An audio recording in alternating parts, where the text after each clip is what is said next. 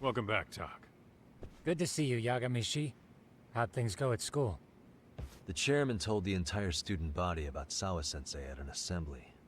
Everyone's pretty shaken up. Yeah. I can't even imagine.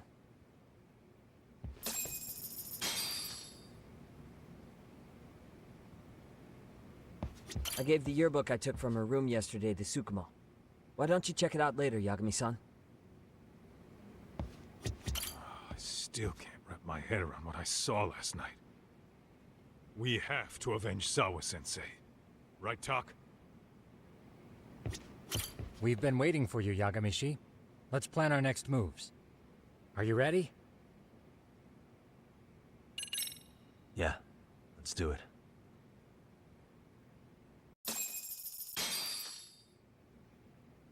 While in a meeting yesterday, Sawa-sensei received a call that her apartment was broken into, prompting her to go home. Judging from the events that followed, RK must have called her using the apartment manager's name. And that's how they got to Sawa-sensei. But RK wasn't after Sawa-sensei. They were actually after Kuwana, weren't they? Yeah, Akutsu and Soma both said so. I think Sawa-sensei was used to lure Kuwana out. Why would Sawa-sensei be bait to draw out Kuwana? How the hell are those two connected? That too, but why is RK even after Kuwana-san? Thugs from Kamurocho want a handyman in Ijincho? Right. There's still a lot we don't know. We need to find Kuwana before RK does and get some answers out of him. Kuwana isn't even his real name. Apparently it's Kitakata. RK didn't seem to be familiar with the name Kuwana. Truth is, we don't know anything about Kuwana. All we know is that he's a handyman in Ijincho. I haven't been able to contact Kuwana-san since yesterday, but I left a message asking him to reply. Where's the office for his handyman business? He ran his whole operation from a cell phone. Not even his business card lists an address. Oh yeah, Kaito-san. Didn't you call up all the places we went drinking? Did you find out where he lives? Yep, just found out. Looks like Kuwana lives in some kind of prefab shack off West Central Street. Sounds like pretty shitty conditions for a guy charging up the ass for his time. Well, if we know that much, we might as well go take a look. I was hoping you'd say that. Tsukumo, we'll talk more later. You never slow down, Yagamishi.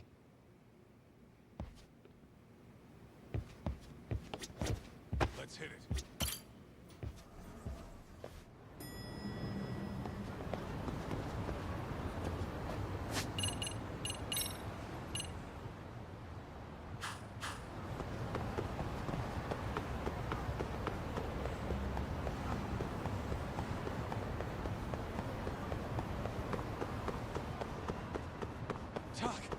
Too fast!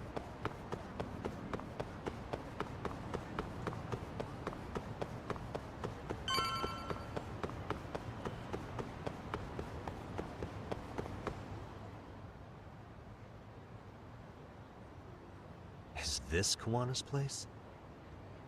Yeah, I think so. Guess it's kind of fitting for an unlicensed handyman.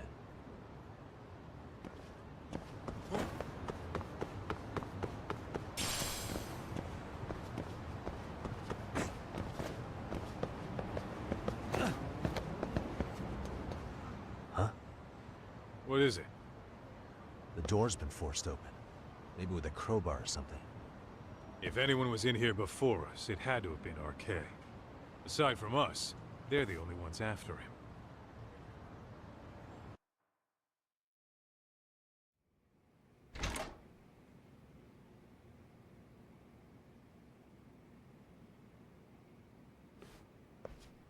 That means they're already a few steps ahead of us.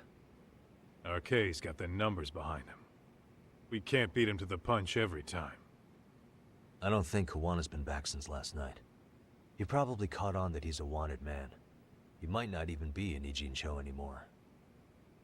Then what do we do here? His real name's supposedly Kitakata. I want to know who he really is and why he used a fake name. That'll make his connection to Sawa-sensei clearer. So you want to find clues that point to his true identity. Is that what you're saying? Took the words right out of my mouth, Kaito-san.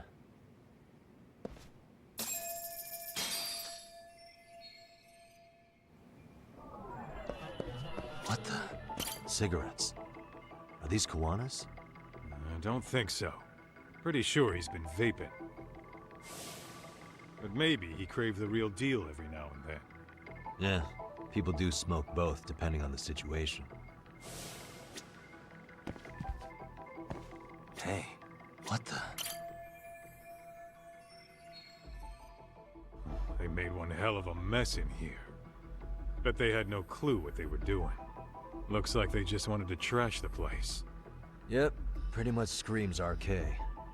Nothing more than a bunch of punks.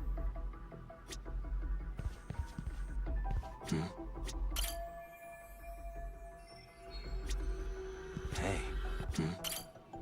An ashtray. Huh. That's weird. What? With all the gross garbage in here, this ashtray is oddly empty. Think so? Suspicious. I mean, yeah, it's clean and all, but so what? Could just be freshly empty. Except it hasn't been washed, or even used in a while. See the layer of dust on it? Okay, and? You think a dusty ashtray is gonna get us Kuwana's identity? Maybe. Or maybe it's nothing.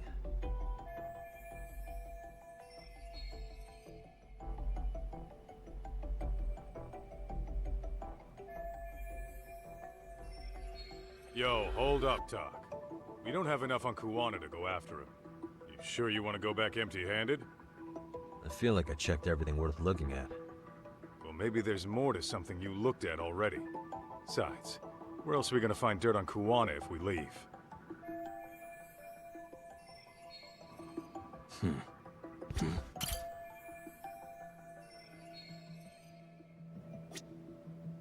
Suspicious.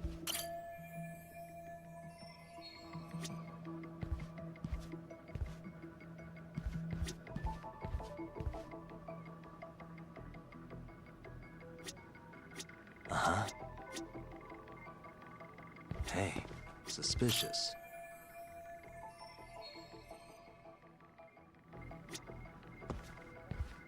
Hey.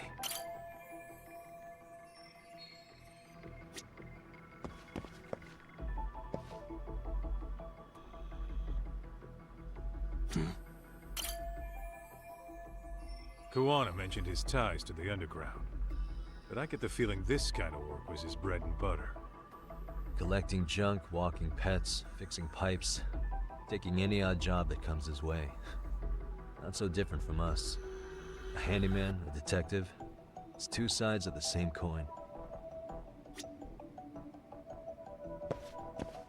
Hey, leftovers from a ramen cup. Would it have killed him to clean up a bit?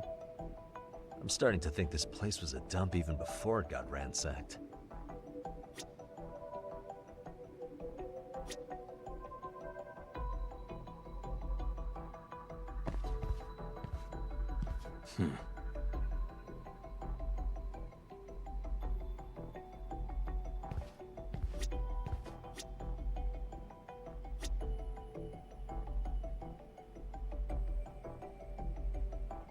Uh-huh.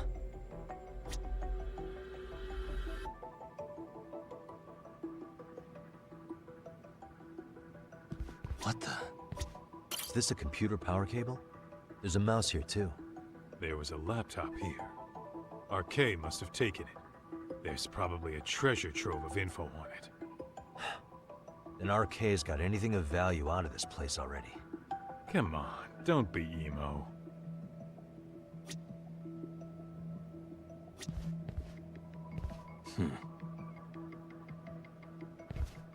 Uh-huh.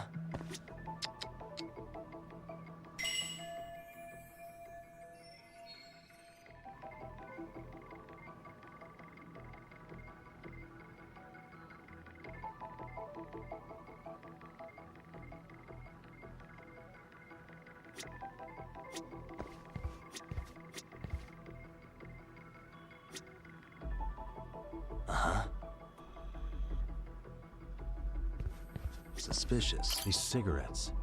There's something about them. Kuwana usually smokes e-cigarettes. The ashtray looks virtually unused. What are you getting at? I don't think Kuwana's smoking these cigarettes. Then why keep what you don't smoke? See? You gotta be more thorough.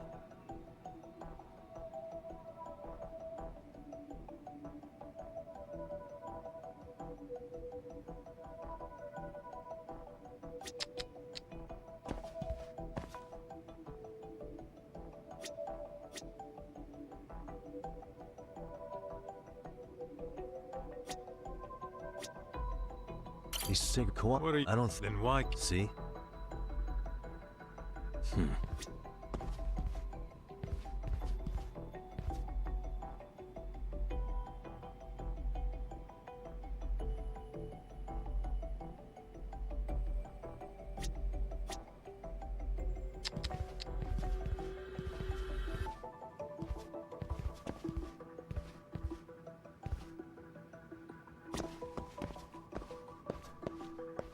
What the?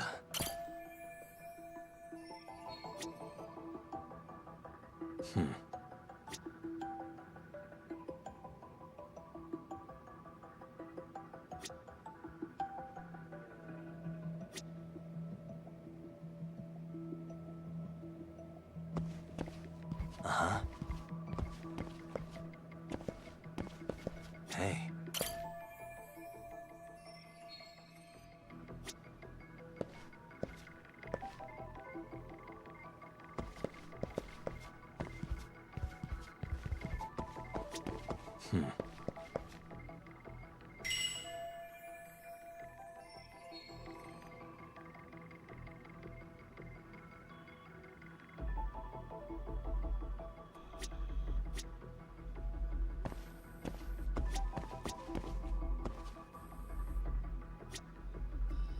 Suspicious. Uh-huh.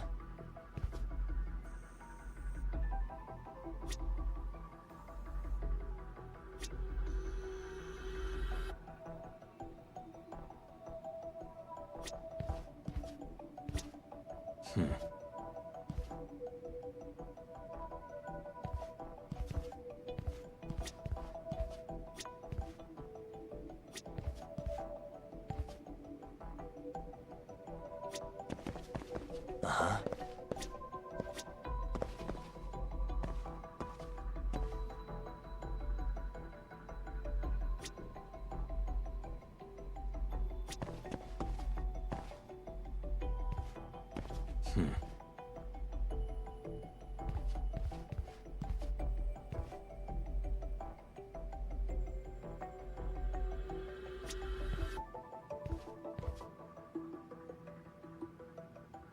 Uh-huh. Hey.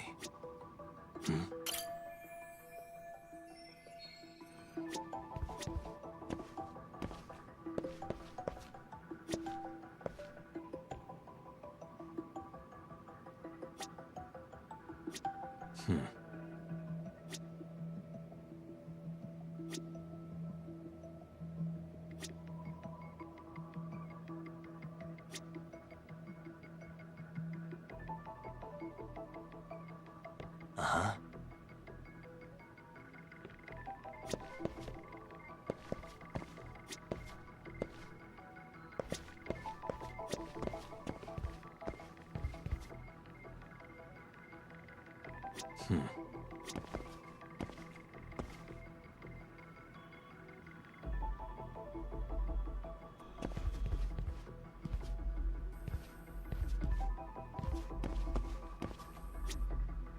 Uh-huh.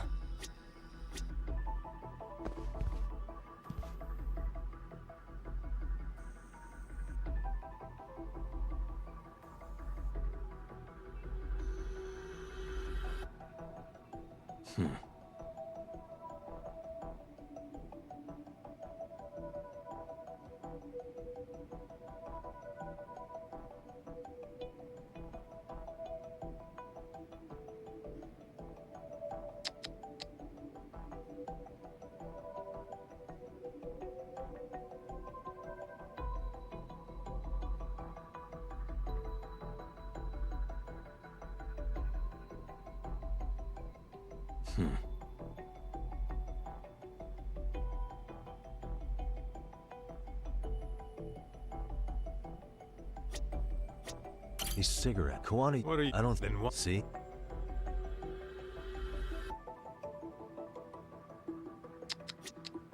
Hey. Hey. Look at this lighter. What now? Whoa. A USB memory stick disguised as a lighter. Damn. Did you just hit the jackpot or what? That has to be important if Kuwana was hiding it like this. What matters is the data on it. We'd be able to check it now if we had a computer. Then why don't we head back to Tsukumo's?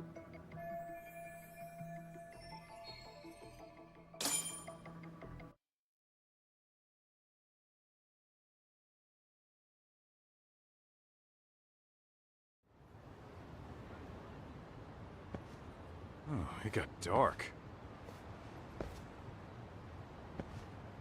Huh? What's the matter, Talk? Looks like a meet and greet.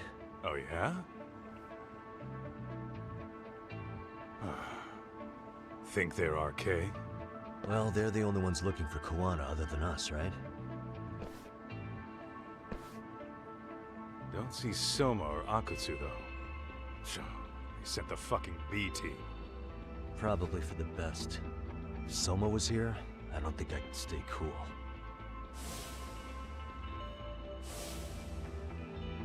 Yeah, me neither.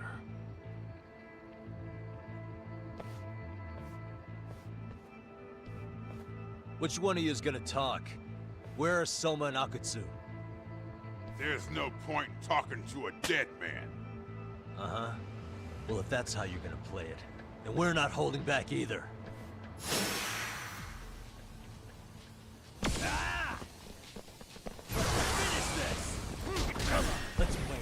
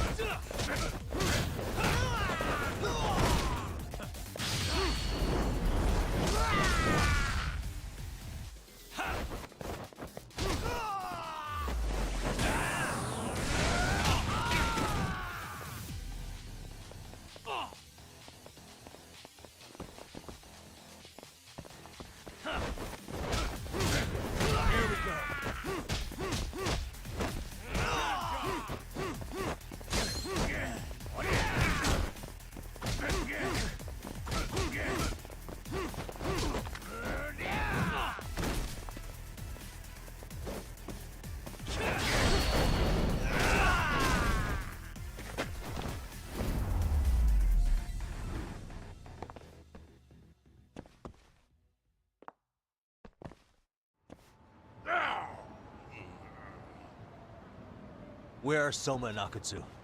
I want to talk to them. We can't contact them. I swear. They're the ones who contact us.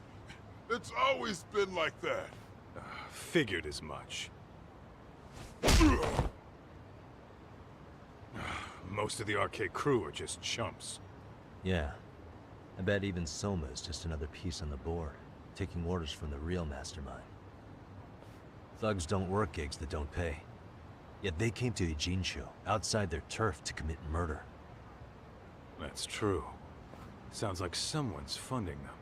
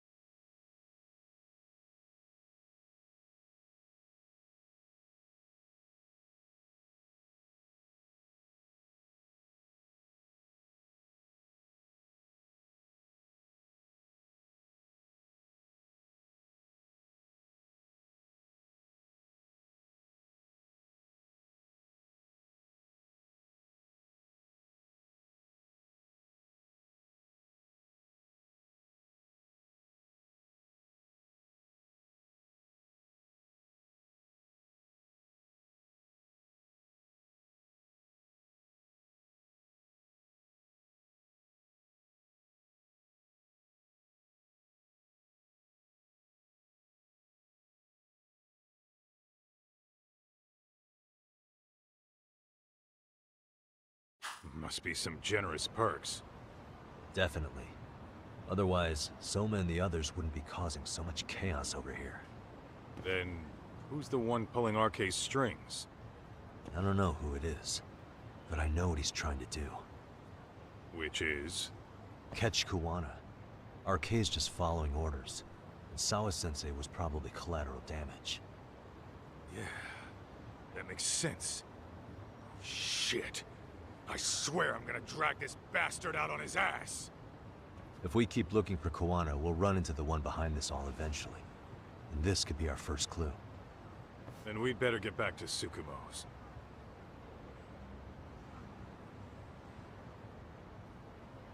What's going on out here? Are you friends of Kuwana-san's? Yeah, we are. And those gentlemen on the ground? Those guys. Oh, yeah, they're just wasted. Little nap and they'll head right on home. Ah, I see.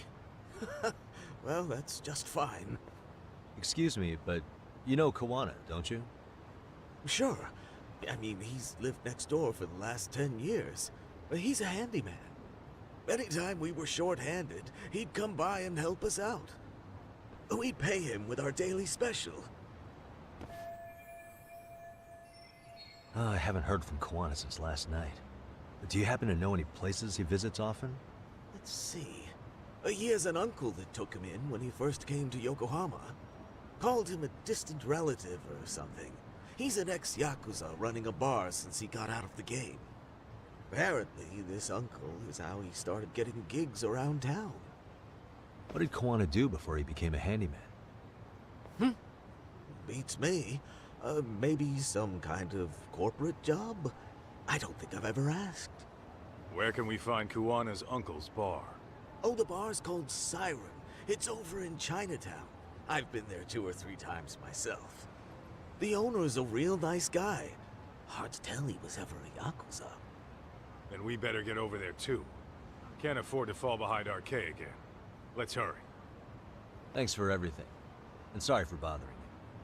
Oh, don't mention it.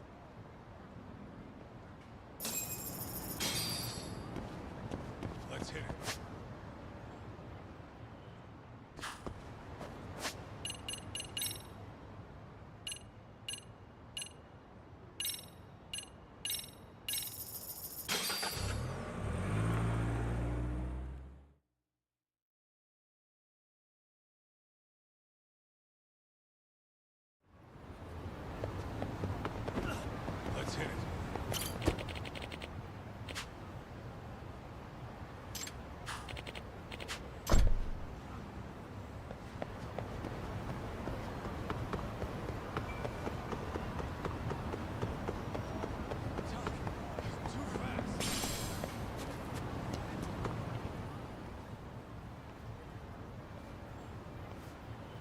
Siren. This is it, Doc. This is the bar Kuwana's relative runs.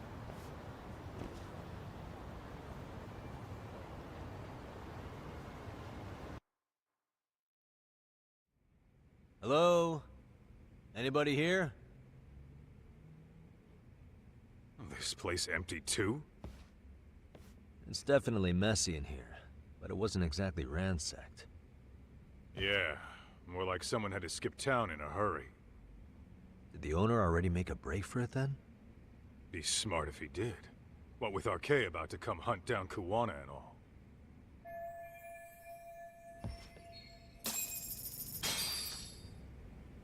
Let's hit it.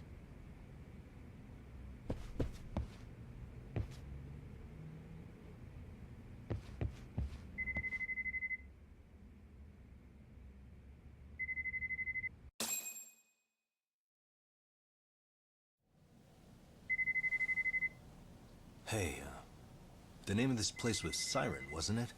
Huh? Yeah.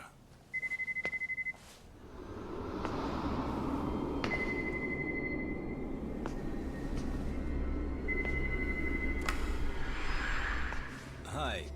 You've reached Siren? Soma. That was well played. How silly of me. This pretty little thing is for women. Kaito-san! Have I told you what RK stands for yet? Kaito-san! It's Red Knife. Son of a... Soma! The owner must have smelled trouble coming. He took off before I could find him. Tell me, why did you kill Sawa-sensei? I'm afraid she knew too much. And that's all. And that's all? You're in the same boat. We can't afford to ignore you anymore. And you already made a mistake. You didn't kill me when you could have. I'll own up to that.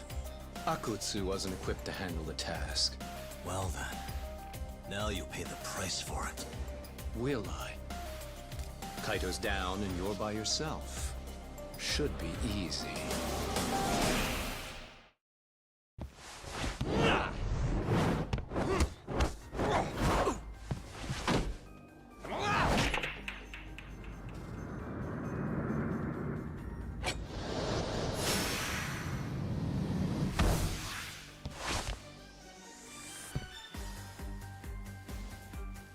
Here we go. Show me what you got.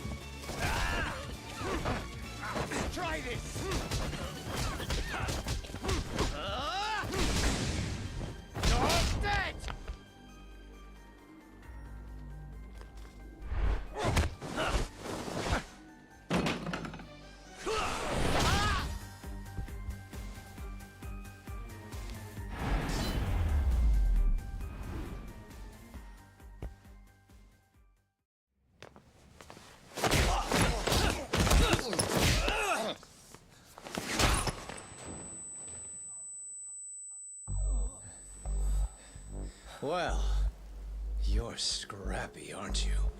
Impressive. Maybe I should have prioritized stabbing you over Kaito.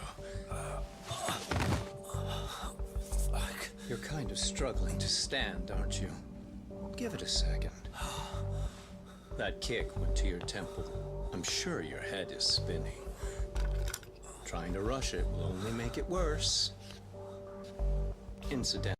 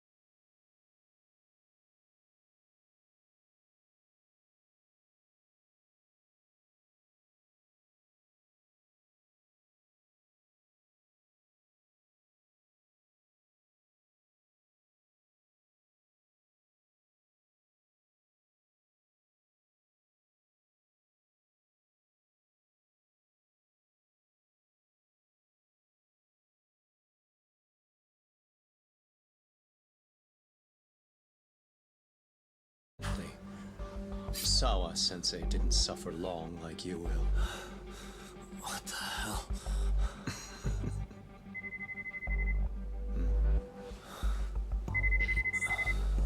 Whoever that is has terrible timing.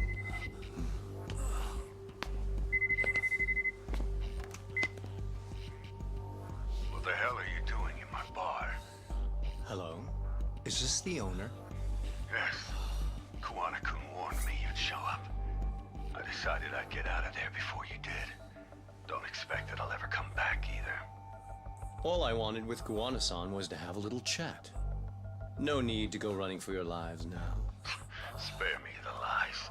I already know you broke into a young woman's home and killed her. Come on. You wouldn't even hesitate on an old man in his 70s. Pass the phone to Yagami-san, please. Otherwise, I'm calling the cops over there. What could you possibly want with him? Quit stalling and give him the phone. Unless you'd rather I push a button and call the cops. I'm done talking to you.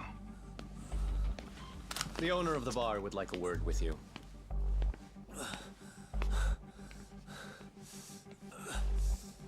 Sorry, but this'll have to wait. Can you get an ambulance over to your bar right away? My partner took a knife to his abdomen. What?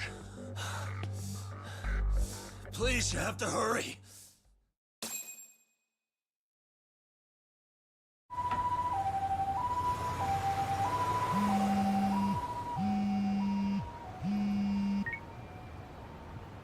Hello? Your partner is in good hands now. Just as you asked. I'm watching you as we speak.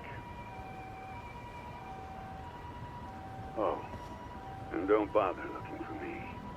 I won't be meeting you there. Instead, there's a karaoke bar called Survive. Heard of it? You'll find it in the entertainment district along the river. Safest bar in town. I only showed up at your bar so I could ask you about Kuwana. Does this mean you want something in return? We'll get that sorted out. If you promise to meet me alone. No, I won't be at Survive for long. If you don't make it in 10 minutes, you'll never hear from me again. That's one way to motivate someone. Clock's ticking, by the way. So, Survive in the entertainment district? Correct. See you soon. It better be. Apologies for the wait. Let's go.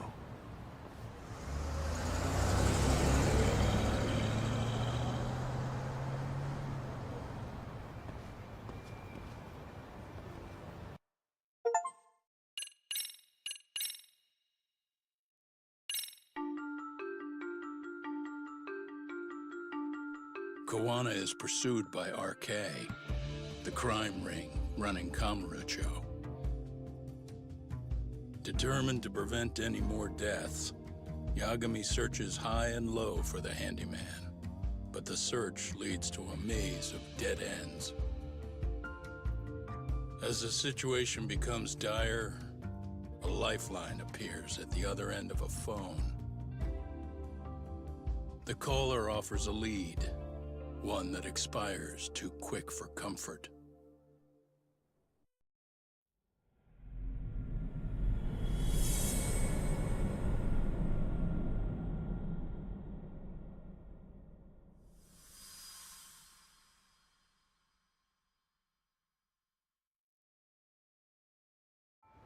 I only showed up at your bar so I could ask you about Kawana. Does this mean you want something in return? We'll get that sorted out, if you promise to meet me alone. No, I won't be at Survive for long. If you don't make it in 10 minutes, you'll never hear from me again.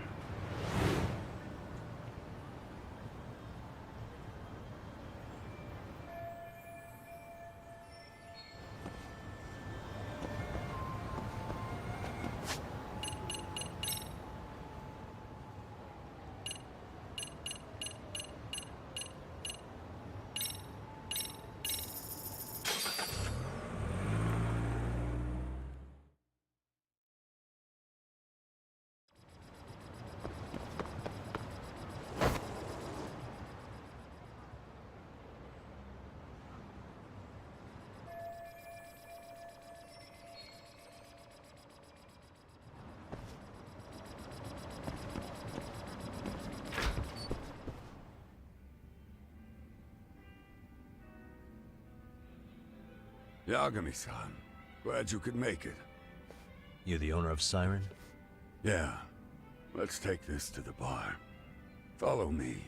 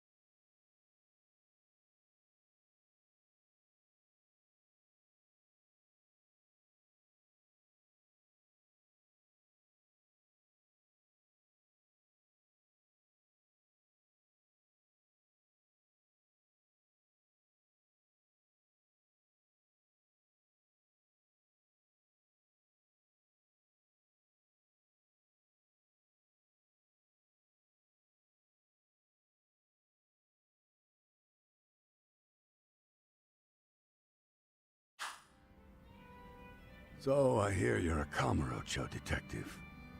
Yeah, and you're a distant relative of Kawana's. Can I ask your name? No need. this'll be the only time we meet. But to Kuwana-kun, I guess you'd call me his uncle-in-law. Everyone's got a dumbass uncle in the family. And that's me. After all, I'm ex-Yakuza. Based in Yokohama? Yeah, the Seiryu clan. After I got out, I looked after the shop for 20 years. Till today. You mean Siren, right? What'll happen to it once you've skipped town? None of your concern. Fair enough. Guess you detective types can't help but ask questions. So you two are related. I noticed you didn't mention Kuwana being an alias. Huh. Done your homework, I see.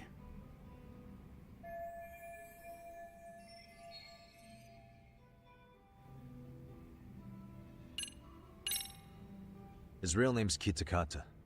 At least that's what the Kamurocho thugs called him. You're trying to see if I'll give up his name. That's not why I'm here. Okay. Why did you call me exactly? Well, you see, Kuwana-kun wanted me to stop by his office and grab something for him. Such as? A pack of cigarettes with a lighter inside. Thing is, it was gone by the time I got there. Don't you mean a USB stick made to look like a lighter? Let's not beat around the bush here. See, I figured you'd grabbed it. So of all things, Kuwana wanted you to pick this up? Yes. And he prefers to keep that content private. So, if you could just hand that over. Now I'm curious. Care to tell me what's on here? Would you hand it over if I did? No. I'd still need to confirm you told the truth. Can't you tell Kuwana-kun's backed into a corner here? Asking an old man to help was his only choice. Let's be honest. I couldn't take that thing from you if I wanted to. All I can do is appeal to your sense of decency. Well, I've got to say, that's more persuasive than threats ever would be. But if you really want me to give this up, at least let me see Kuwana. I'd consider that, but he's already long gone. He was ready to cut out at the drop of a hat.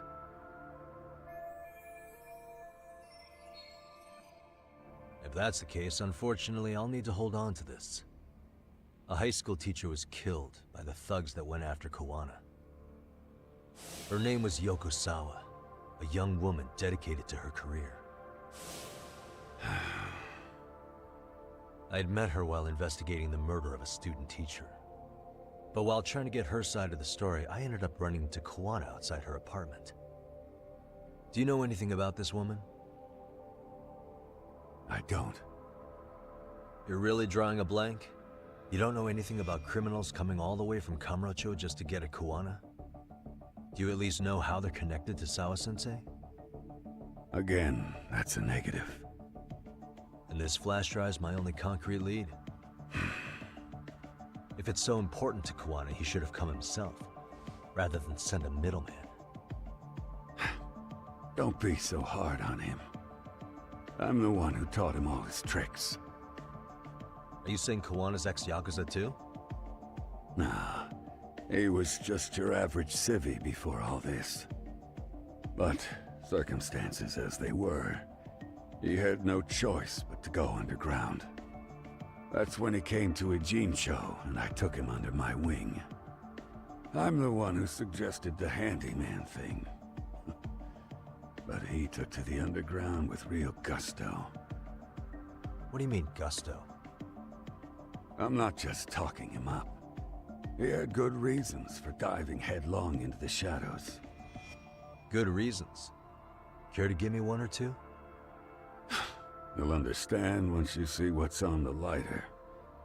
Both Kuwana-kun's past and his purpose. That takes care of everything I have to say. Not sure it's such a good idea for me to just let you leave. Thinking about stopping me wouldn't be wise. This joint doesn't take kindly to that behavior. That's why this is the safest place in Ijincho, huh? Yep. And I'm glad your face is the last one I'll see in this city.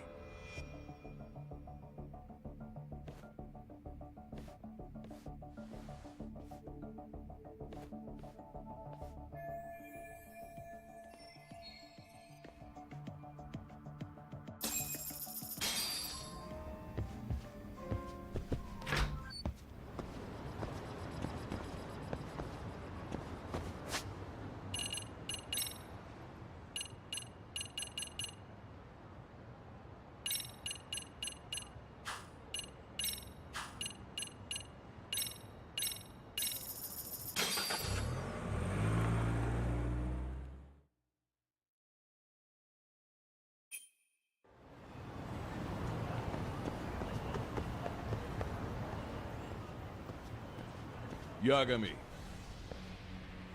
Oh, great. It's Claw Guy. You were with the Yuma, right? They say you brought your little posse from Tokyo. Knew I couldn't trust an outsider. Posse? Wait, don't tell me you think I'm RK. They're not even close to...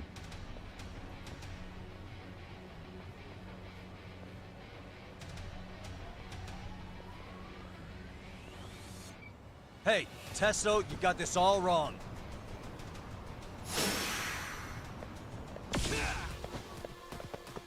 Let's go.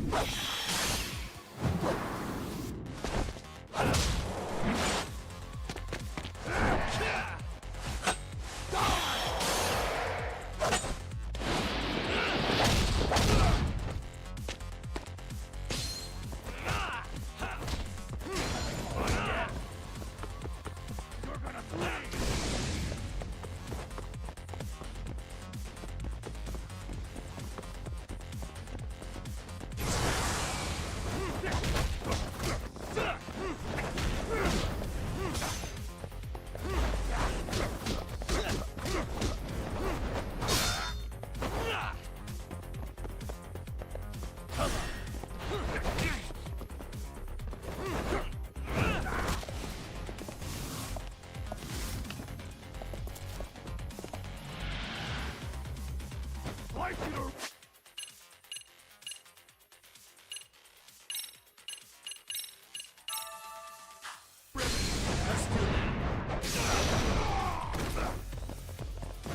Let's play, buddy.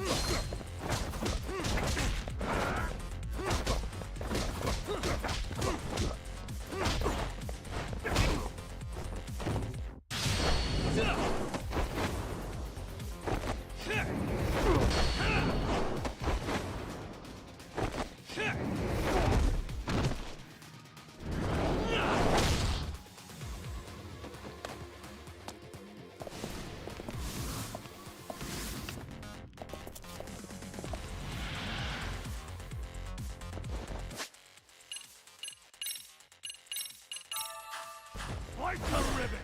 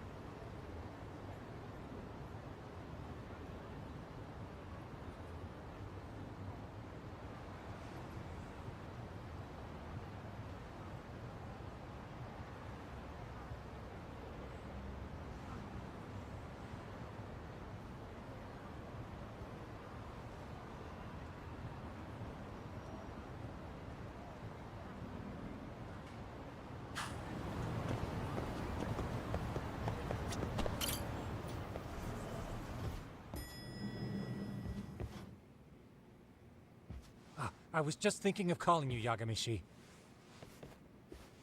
I heard Kaito-san got stabbed at Siren. Is that true, Yagami-san? What the hell happened? Look, I promise I'll fill you in, but right now I really need Tsukumo's help. With what? I found a USB drive at Kawana's hideout. It was disguised to look like a lighter. We have to know what's on it.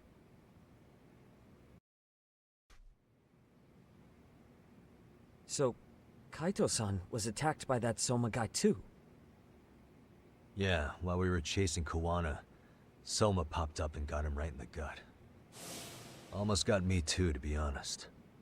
You're saying one guy almost single-handedly took down the Yagami Detective Agency? It's true. And right after, I got a call from Kawana's purported relative, who wanted me to hand over the flash drive. Apparently, what's on it will tell us Kawana's true identity and goal. When I open it, all I see is one data file. Of what? It's a video. I'll hit play once you guys are all ready.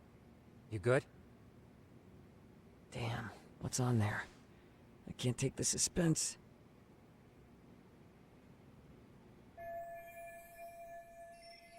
Let's make it full screen.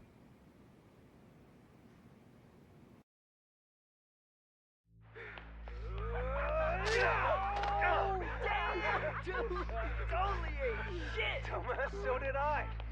Come on, Mitsuru. Quit being a little bitch. I told you to take it in the face. Alright, let's do it over again, okay? Suzuki, make sure you're getting this. Yeah. I'm gonna really fucking nail him this time. Smile. Ready when you are. Hey, get your ass back here. Mitsuru, what did I just say about being a bitch? You asked for it. I'm gonna have to punish ya. Punishment! Punishment! Let's hear the punishment song, everybody! Punishment! Ladies and gentlemen, get ready for Mitsuru-kun Strip Show!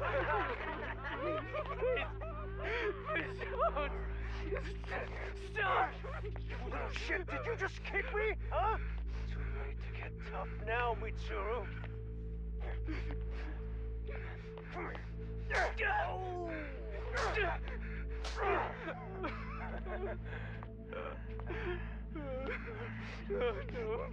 Show us what you got. Don't struggle now. We want to see. We gotta get this all on camera. Aw, isn't this just the most pathetic sight? Oh shit, he's pissing himself! Ew, that's so nasty. Disgusting! Oh, look at this shit! Get out of here.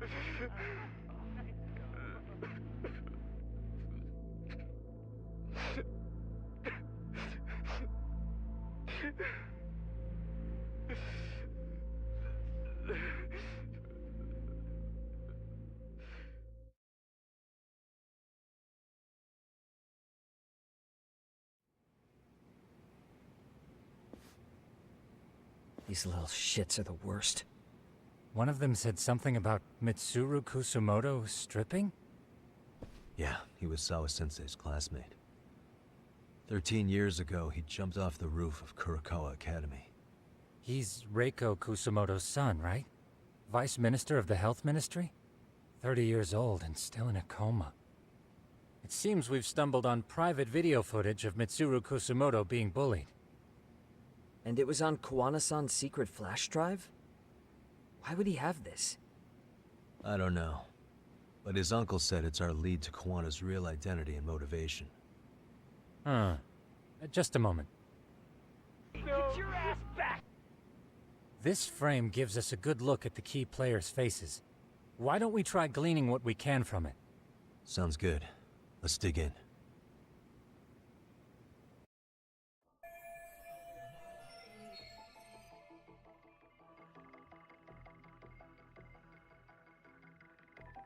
What the? If I'm not mistaken, Shinya Kawai was the bully whose name got out to the public. Yeah. RK was hunting for him in Kamurocho pretty recently, too. I have no doubt the guy in the picture they showed me is the same guy in this video. Once RK came to the conclusion Kawhi had been murdered, they came here to Ijincho, hunting down Kawana for whatever reason.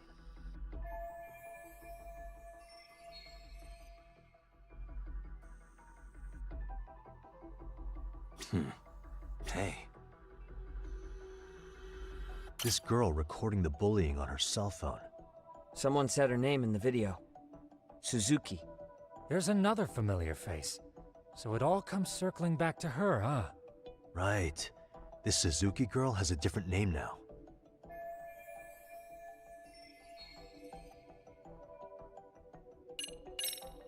Yui Mamiya, the victim in the Ahara harassment case. Suzuki was her last name before getting married. Sawa-sensei also told me that Mitsuru Kusamoto and Mamiya were classmates 13 years ago. Yep. So we're looking at Yui Mamiya in high school. Mamiya-san, huh? What's she like underneath it all? Originally, word got around that Shinya Kawai was the one bullying Mitsuru Kusamoto. After watching this, though, the truth of the matter doesn't quite line up. There were really about 10 bullies involved at the time, and Yui Mamiya was one of them. Yeah. If this video got leaked, Mamiya and the other students in it would be in deep shit. They're living out their lives like nothing happened, despite being the ones who drove a kid into a coma. If word got out, they'd be crucified by the public. Their jobs, their families, their lives would all change for the worse. Uh-huh. Hey, this guy's face is familiar somehow. Oh, I don't think I've seen him. I don't know him either. Who is he? I think I remember him. I saw him at the crime scene where Mikoshiba's body was. He was with more Kurokawa grads. He showed his ID to the Kanagawa detective. I think his name was Akaike. That gives us an interesting perspective, doesn't it? All the people in this bullying video seem to keep popping up around our case. Yeah, but the real question is, why was Kawana the one with the video?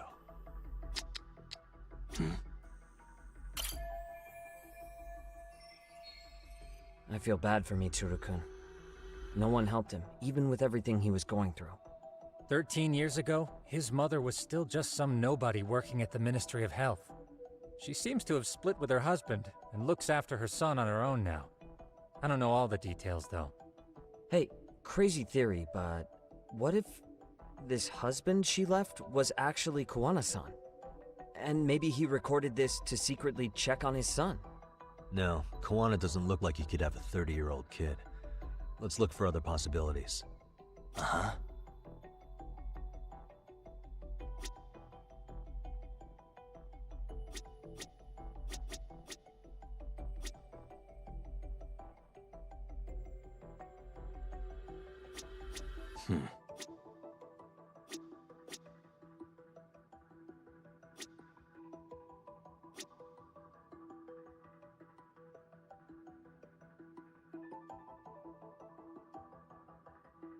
Uh-huh. This girl recording the bullying on her cell phone. Someone said her name in the video. There's another photo. Right. This is... Yui Sawa-sen... Mommy. They were really... Yeah, they're living... If we're...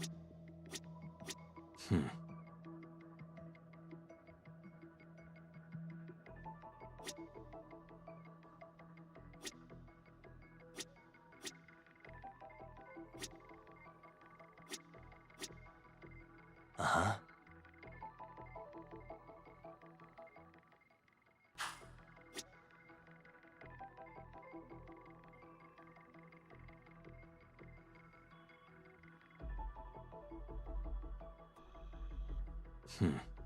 What the...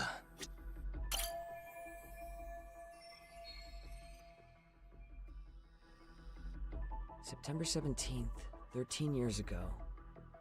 It's past 4 p.m., so this would be after school. Oh, wait, this is... Got something? I just cross-referenced the date Mitsuru Kusamoto jumped. September 17th. Oh shit. That can only mean this video was recorded very shortly before his suicide attempt. Uh-huh. The video may have provided some interesting connections, but we still don't have that crucial link. The link being the reason Kawana-san came to possess this, of course. Right. Kawana's either the one who recorded it himself, or is at least a recipient of the video from the original witness. Kawana-san and Sawa-sensei knew each other somehow, right? Well, then, maybe Sawa-sensei recorded it 13 years ago, and then had Kawana-san look into it, as one of his handyman requests. It's possible, but it just feels off. Why's that? Because of what Siren's owner said to me. Okay. You'll understand once you see what's on the lighter. Both Kawana-kun's past and his purpose. He said we'll know Kawana's true identity once we watch the video. But that hasn't been the case so far. Yeah. What identity could we draw from a secret recording of some bullies? Assuming Kawana's in his early 40s, he would have been about 30 13 years ago. What if he was a school teacher of the students in the video? In that case, we should consult the yearbook Segura-shi brought back. The one that was in Sawa-sensei's room? You still have yet to look through it. That's right. Let me go get it. The way you're talking, I assume you've already taken a peek? We have, but unfortunately we didn't find Kawana-san's face among the teachers. This is the page for Mitsuru Kusumoto's class. Both Sawa-sensei and Mamiya are there too. So the homeroom teacher was this guy. Apparently he witnessed bullies harassing Mitsuru multiple times, yet he would overlook it. All he did was smile and tell them not to overdo it. It's not Kawana. This is someone else. We checked the rest of the teachers too, but never spotted Kawana-san. Mitsuru Kusumoto. This picture doesn't look like it was shot for a yearbook. Correct. He was most likely already in a coma when photo time rolled around.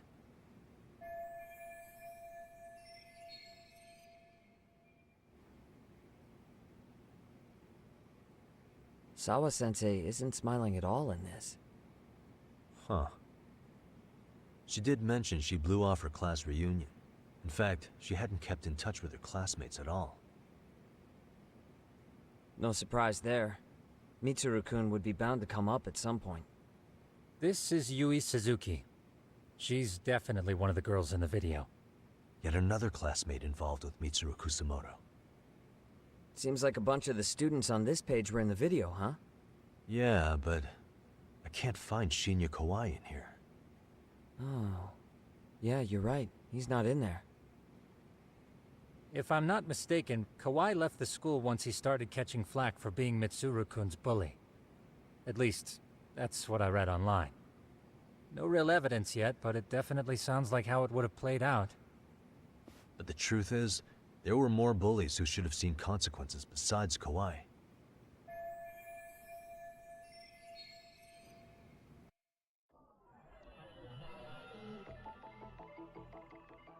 Suspicious.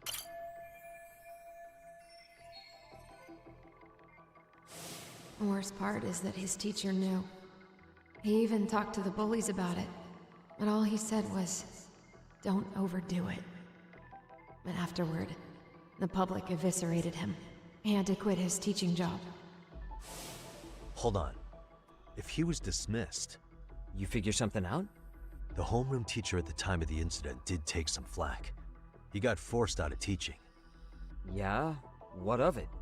If that's the case, couldn't this teacher in the yearbook just be filling in for the other one? I see. That definitely sounds likely. Let me search for the original teacher's name. There's a chance he won't be the same guy in the yearbook. Just give me a sec.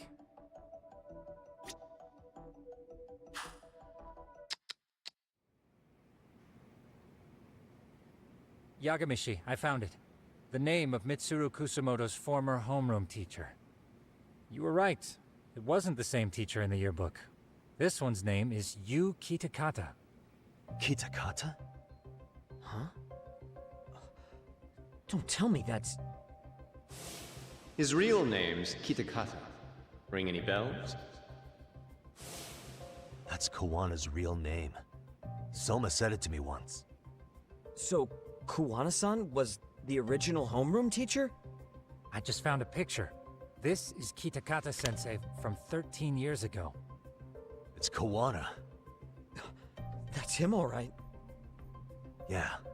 Not only that, Sawa-sensei was part of this class, which makes Kawana her homeroom teacher too. This is the link we've been looking for. Everything is clicked into place. Kawana-san was the linchpin of this case. So, 13 years ago, Yuki Takata left teaching behind after Mitsuru-kun's incident, and became Kawana the handyman. That's what made him turn to his uncle at Siren for help. He told me Kawana tried really hard to make it in the underground. Had some good reason for it. For living a life in the shadows? What could that have been?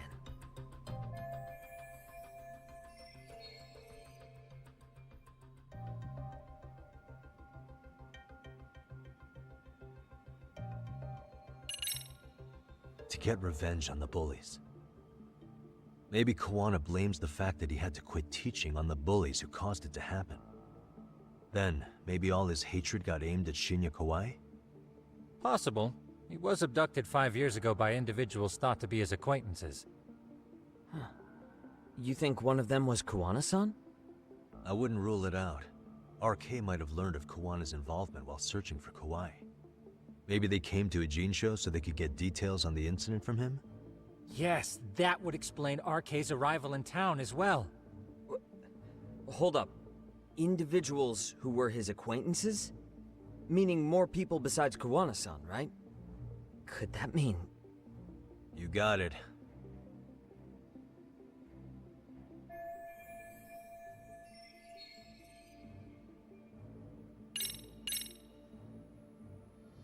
Our clue is right in here. It is? 'Cause I'm not seeing it.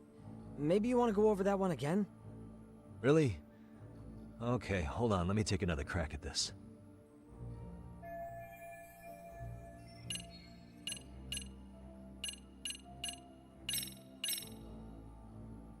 We already know this. Oh. The students in the video? Individuals acquainted with Kawai. They certainly fit the bill. But why would they wind up abducting him?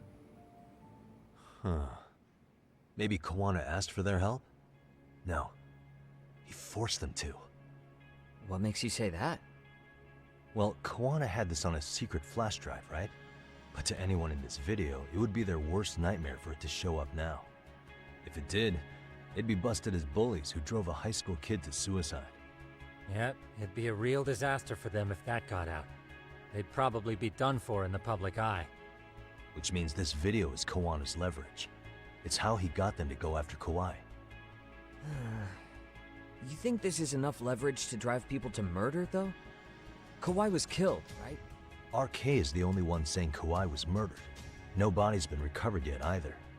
Okay, hang on. I'm barely keeping up with this. Yeah, it's a bunch of what-ifs stacked on top of each other. But there is somebody who could potentially confirm this. Who'd that be? Someone in the video. Mamiya, for example. I've met with her at her home. If she was involved with Kawai's abduction, she could probably tell us what we want to know. I agree. Yagamishi's provided a working theory that ties together the Kamurocho and Ijincho incidents. So if we can get Yui Mamiya to corroborate this, we should be able to extract even more information from her. Perhaps even including Kawana-san's whereabouts. Yeah. Looks like he hasn't given us the slip just yet. Man, what the hell is that guy's deal? Mikoshiba and Sawa-sensei's murders, Ihara's alibi, Kawai's disappearance. Kawana's most likely tied to everything. We'll get all the answers we need if we can find him. And I guess this is bringing us that much closer? Hopefully. I should go see Yui Mamiya tomorrow. You should accompany him, Sugiurashi. Considering we seem to be kicking the investigation into high gear. With Kaito-san out of commission, I'm sure Yagamishi could use a helping hand. I'll be fine right here. Your call, Tsukumo-kun. I'm cool with whatever. Thanks for lending him out, Tsukumo. I'll make sure he comes back in one piece. Hey, don't underestimate him as a party member. He can hold his own if you let him.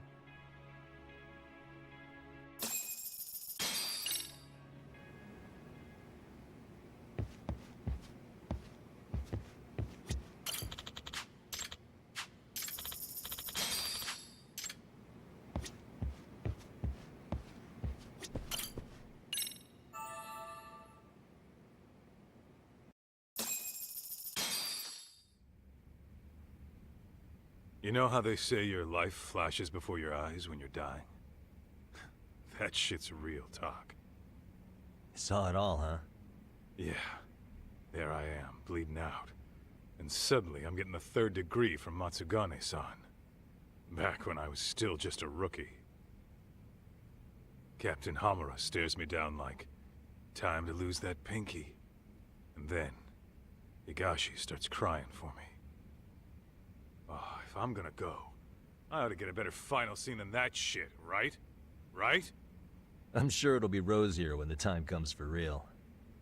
Glad you pulled through, man. That bastard Soma, though. Next time, he's fucked. We could have avenged Sawa-sensei if it weren't for that stupid ambush. Well, you didn't tell the cops about him, did you? Had to give the cops a statement, so I did. With a generous side of bullshit. That'll get you busted, you know. I'm joking. All I said was the truth. That I got knifed by the same twisted fuck who got Sawa-sensei. In that case, it's only a matter of time until Soma's arrested. So for now, we'll go after Kuwana, the piece that ties it all together. We just have to find him before RK does. Kuwana, huh? He's on my shit list too, just so you know. Huh? Kuwana must have had some sort of agenda back when he first met us. In fact, it's probably because you were looking into Mikoshiba. He palled around with me all because of that. I'm just the sucker of the agency, huh? I wouldn't say that. Still. The moment an ass for me to kick turns up, this is the shape I'm in. Just focus on getting better. Tsukuma will stop by later, too. What? Sugiura gonna give me the cold shoulder? He and I are off to question Mamiya. He said he'd drive us from Ijincho and everything.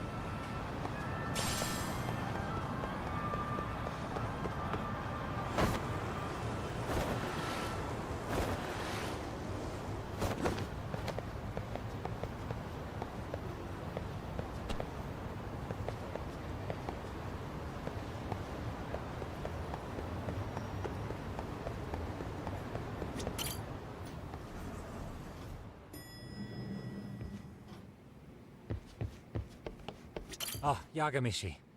I'm relieved Kaito-san made it through. But I can't help feeling responsible.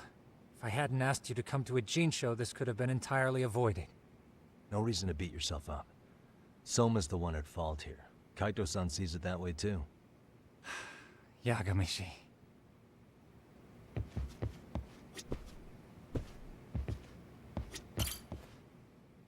So, we off to see Mamiya? I'm ready whenever you are. Yep, let's go. Alright, let's do this. If your theory is accurate, then Mamiya was involved in both Kawai and Mikoshiba's murders. And even if that's off, we can at least learn more about Kawana-san as a teacher.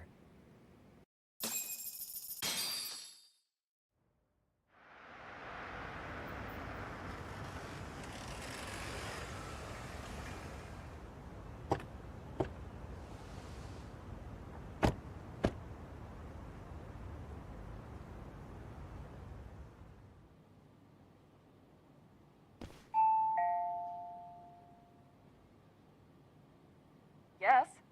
Hi, it's Yagami. I dropped by with Genda Law the other day. Not again. I have just a few more questions I'd like to ask you. You told me the last visit would be your only one. Seriously, why do you keep showing up here uninvited? Please, just leave me alone. I suppose I should mention, I'm here today as a detective, not a lawyer. So what?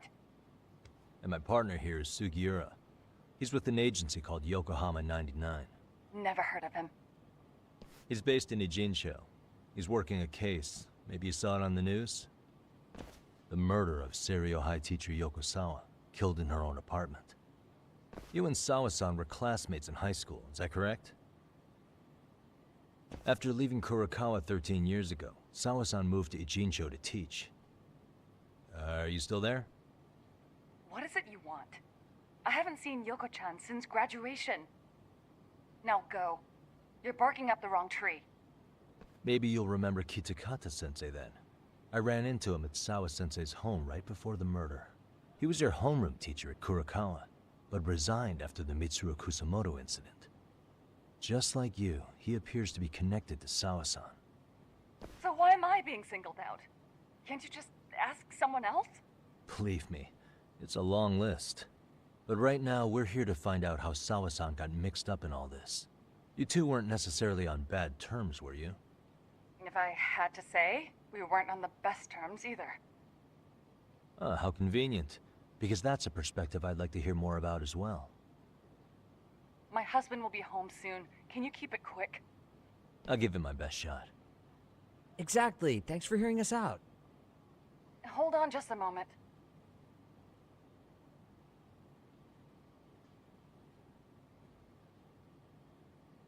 Huh. Wonder what's going on. You don't think she bolted, do you? Wouldn't count on it. Should we ring again?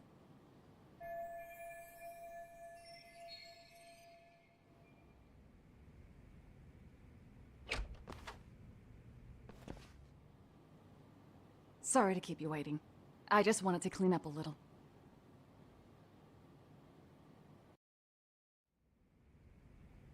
Is your son home today?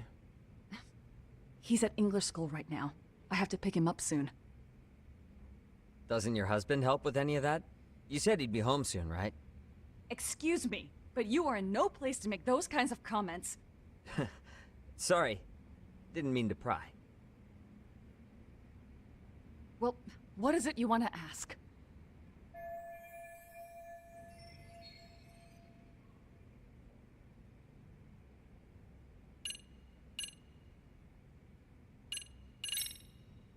Have you been in contact with Kitakata-sensei lately? I haven't. He's someone I'd rather not have in my life. Are you surprised that he stayed in Ijincho after resigning from the school? No, not really. How about the fact that now he's using an alias? I had no clue. But again, he has nothing to do with me.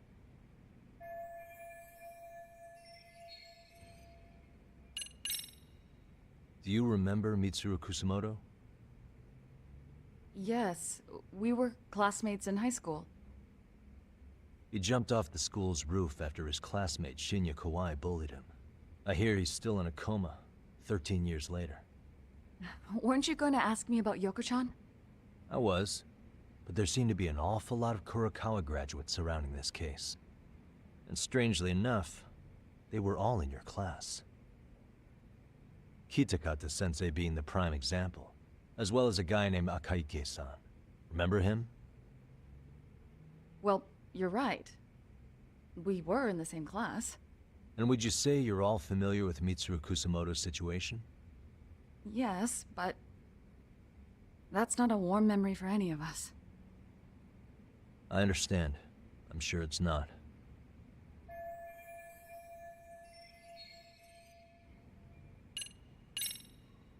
The groping was orchestrated, right? Excuse you? When Akihiro Ihara grabbed you on the train, you were in on that, weren't you? The whole thing was a conspiracy, staged to play out as it did. You need to leave. Right now. Dude, what gives? No one would even think to consider a predator and his victim could be accomplices. It's unheard of. But if it was to establish a murder alibi, that's another story, considering how much lighter the sentence is. That way, Ihara got away with killing Mikoshiba, paying only a fraction of the price. But as luck would have it, proving it is going to require you to cooperate with us now. If you don't get up this second, I am calling the police. I mean it. It took me quite a long time to figure out how you and Ihara were connected. But once I learned Yokosawa attended Kurakawa, it all started falling into place. She was in your homeroom class. She looked after Toshiro Ihara. She was the link to everyone. But just before I could ask her about any of this, she was murdered by Kamurocho gang. That same gang has been hunting your old teacher, Kitakata-sensei.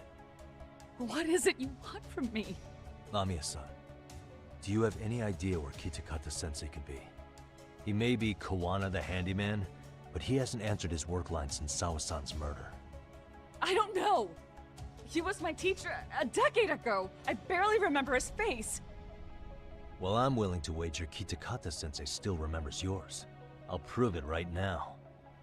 Oh, God.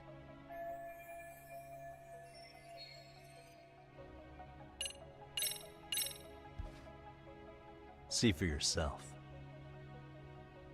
No. This was recorded at Kurakawa Academy 13 years ago. Feeling nostalgic yet?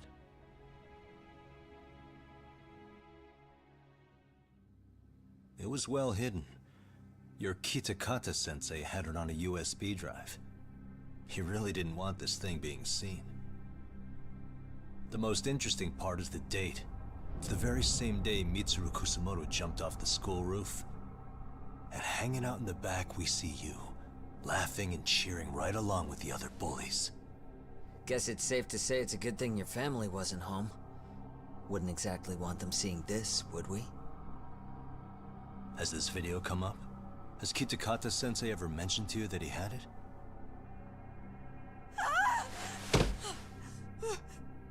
Please. Please delete it. Considering the angle, I get the feeling that this was recorded in secret. And based on your reaction, did you even know it existed?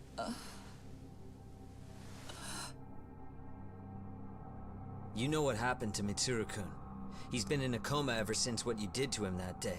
But still, only one of you took the fall. Shinya Kawai took all the blame. Well, sorta, being that he got fired, Kitakata-sensei took heat too. Still, you all just moved right along with your lives. You've even got happy little families.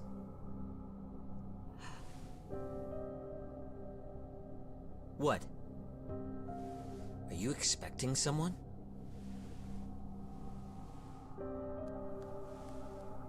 Amiya-san? Well, I knew it would happen someday. What do you mean?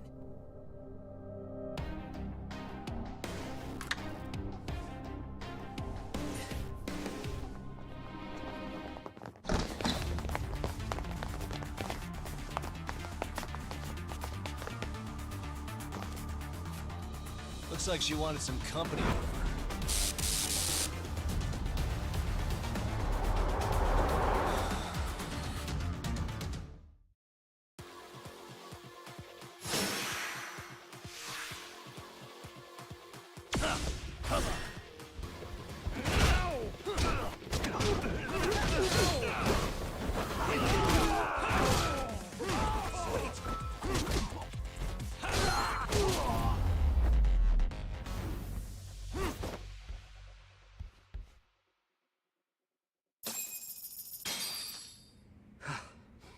Well, this turned into a shit show.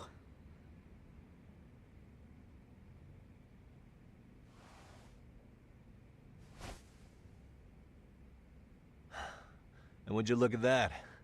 Our old friend Akaike-san showed up to play a part.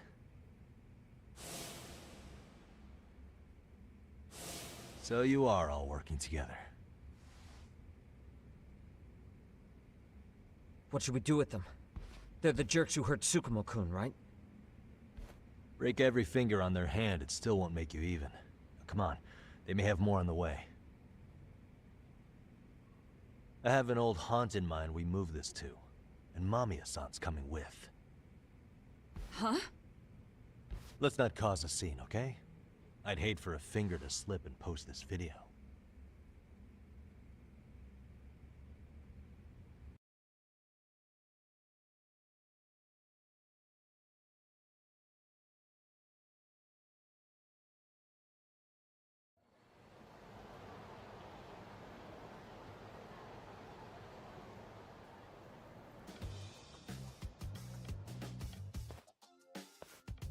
Hey, you think this is your personal jail, Yagami?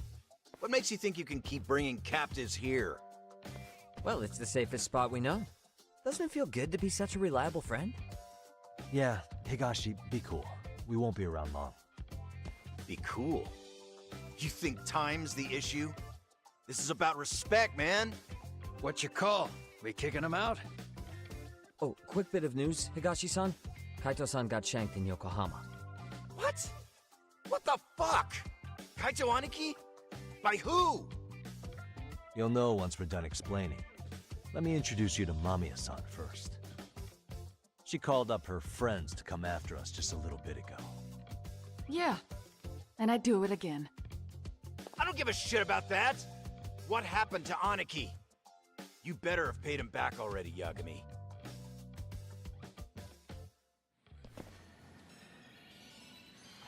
Fuck those RK assholes! And how could Aniki have let him get to him like that? Now that Higashi-san's up to speed, should we get to it? I imagine Mamiya-san doesn't want to drag this out. What do you intend to do with me? First, you'll tell us everything you know. We'll decide how to deal with you afterward.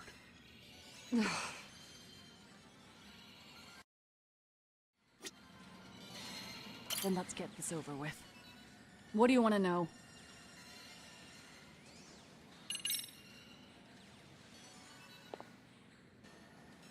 Let's start with the video. Any thoughts you'd care to share? I found it on a flash drive in Kitakata-sensei's room. Or should I say, Kawana's. I take it that means he's the one who recorded it. Yes. That means Kawana already knew back then the rest of you were bullies too? Yes. If that's the case, then why was Shinya Kawai the only student thrown under the bus for it? Kawana-san didn't show that tape to anyone else? We had no idea we were even being taped. We didn't find out about the video, or the reason he sat on it so long until way after graduating. Why exactly did he sit on it for so long? Kitakata-sensei said he kept it so he could teach us for the rest of our lives. What? If that video came out at the time of the incident, I'm sure life would have been hard for us then. After all, Kawai was exposed online, and that would mean millions of yen in compensation for damages. Yeah, but you guys could have wound up in the same boat. No. At most, we would have come across as dumb kids he roped into helping him. We might have caught some flack, but people would chalk it up to kids and their cliques and move on. But that's only how I would have gone if it had come out while we were still teenagers. You're saying circumstances are different now? I have a child now. A husband, an upscale apartment. If the world sees that tape now, I'll lose it all. And what do you think would happen to my son? The son of a woman who drove a kid to attempt suicide. His life would be ruined. Recording is more than kids being cruel.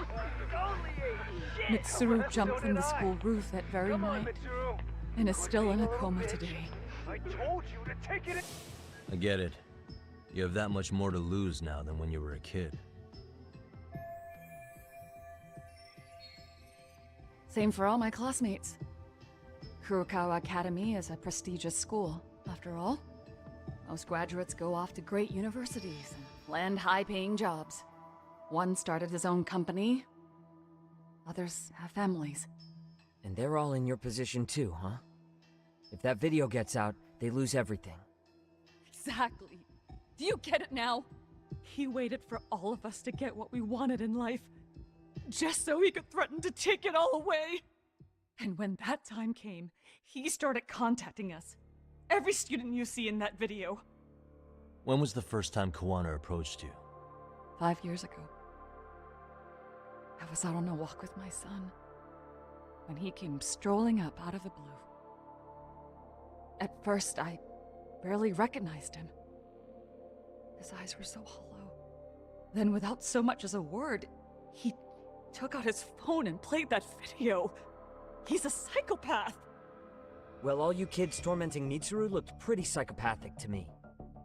Oh, and you're so perfect. An angel who never once acted out of line. Never lashed out at someone weaker than you, or sided with the group to shut someone out. Everyone does it!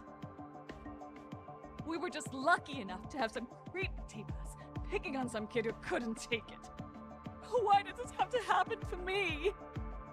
I'd say it's because bad things happen to bad people. You'll sling your barbs from a safe distance, but once you're on the other side of it, you curl up and play victim.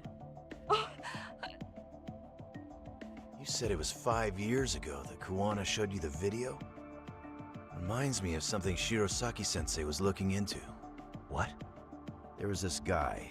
I think his name was Shinya Kawai. Something about him getting snatched off the streets about 5 years back.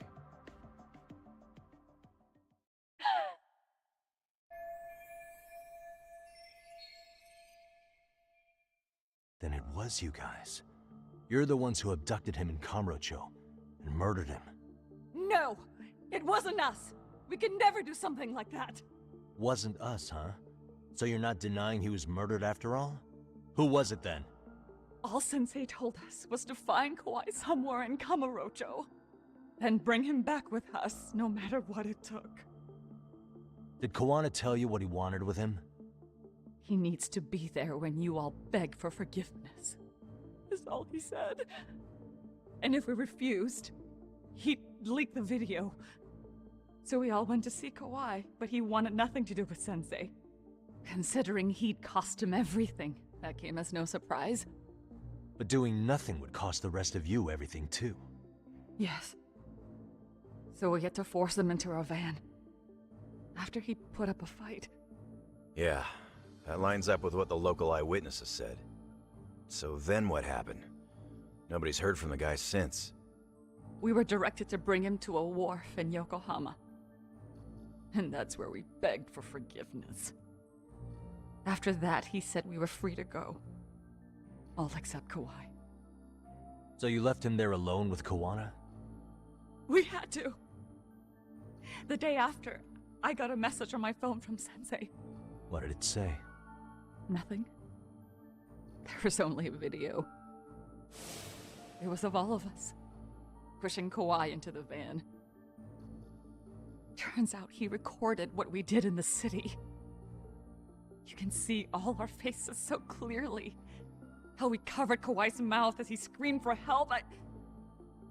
Even if you know all the backstory, the video is a clear-cut abduction. As I was watching it the first time, another message came in. This time, a picture. When I saw it, I just went cold. That's when I knew I would never be able to escape him. It was a picture of Kawai. Dead. Anyone who saw those messages would think we killed him after shoving him into the van. And that's how he got his real leverage on his former students. Since then, we've been at his beck and call. No matter what he tells us to do, we wouldn't dare refuse him. He's giving you orders? That man! He forces us to help him. He makes us accomplices to murder. Murder?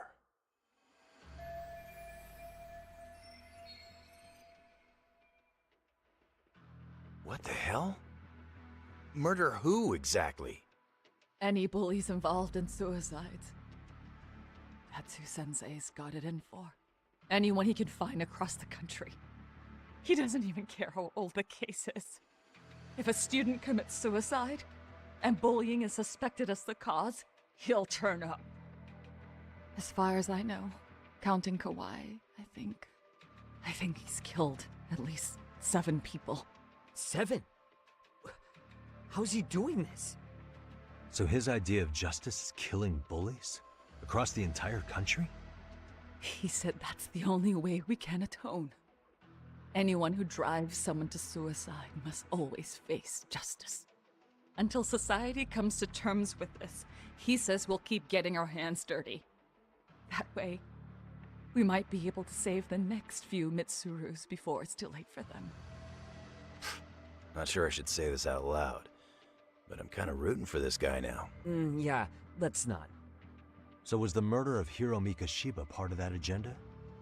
We know Mikoshiba drove Ihara-san to suicide 4 years prior. That has to be why Kawana let Ihara murder him, and how you found your role in establishing his alibi. Not just me. Grabbing Mikoshiba required a good number of people. All the people who pinned Ihara down, and even the ones who filmed it, they were working for Sensei. So that's how it went down. We had an unspoken agreement that we wouldn't directly take part in any killing. He just makes us his accomplices somehow. Like luring a target or digging a hole for a body. But the one thing we can't ever do is turn him down. If we do, he'll send his video of us abducting Kawhi to the police. And then Kawhi's body will turn up with our fingerprints all over his corpse. And we know that because he's hidden Kawhi's corpse in a freezer somewhere. He's preserving one of his murder victims? So as long as he has that, you're wrapped around his finger.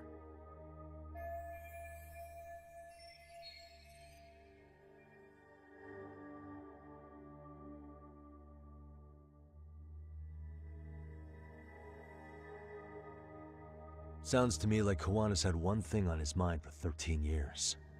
Sitting on that video and becoming an Ijincho handyman was all in service of his real motive, killing off bullies. He's dragged all his former students into this hell, until the day it destroys every single one of you. Is today that day? We'll see. I'm still curious about a few things though, if you don't mind. What?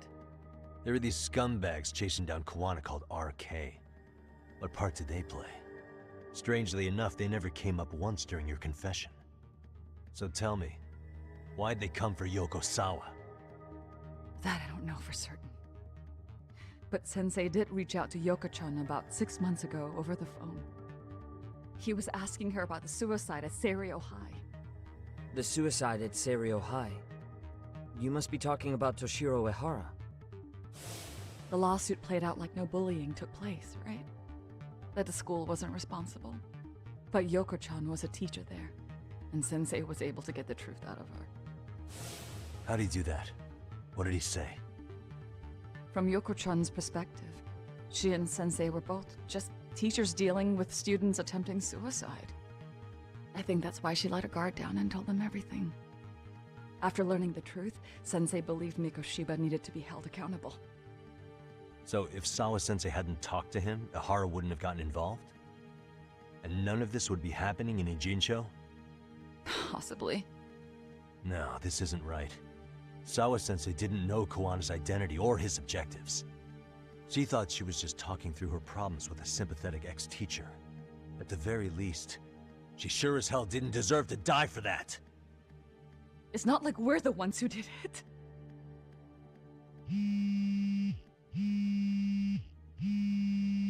Who is it? Block number. Hello? Yo, know who this is, Yagami? Kawana? Yeah. I heard you're looking for me. Where are you? I'm willing to meet you now if you come alone. But you have to let Mamiya go in exchange. What? Alright. She's free as soon as I see you. Works for me. Then come on down to your office. I thought I'd let myself in. What? Gotta say, this chair's pretty comfy. Pretty sure I locked up behind me when I left. Listen, I'll only meet you alone. No one else. And don't make me wait long, or I could change my mind. He told me to meet him alone. You can let Mamiya-san go once I confirm he's there. You gonna be alright by yourself? Well, he already knows Mamiya-san's with us. I'm guessing he was watching us from somewhere. And I can't afford to do anything that would piss him off enough to make him disappear. Got it. Oh, we'll take care of this end of it. Shouldn't you move your ass?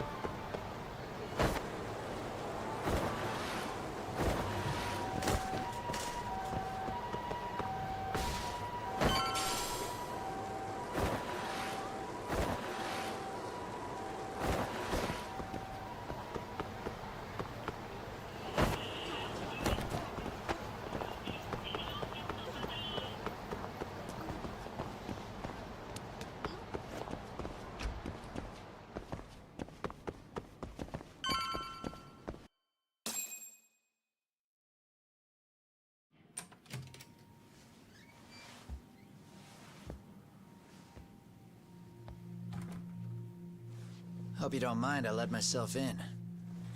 Now, are you gonna hold up your end and release Yui Mamiya? Come on. You and I can either try to make this work, or neither of us is gonna get what we want. So, you gonna make the call or what?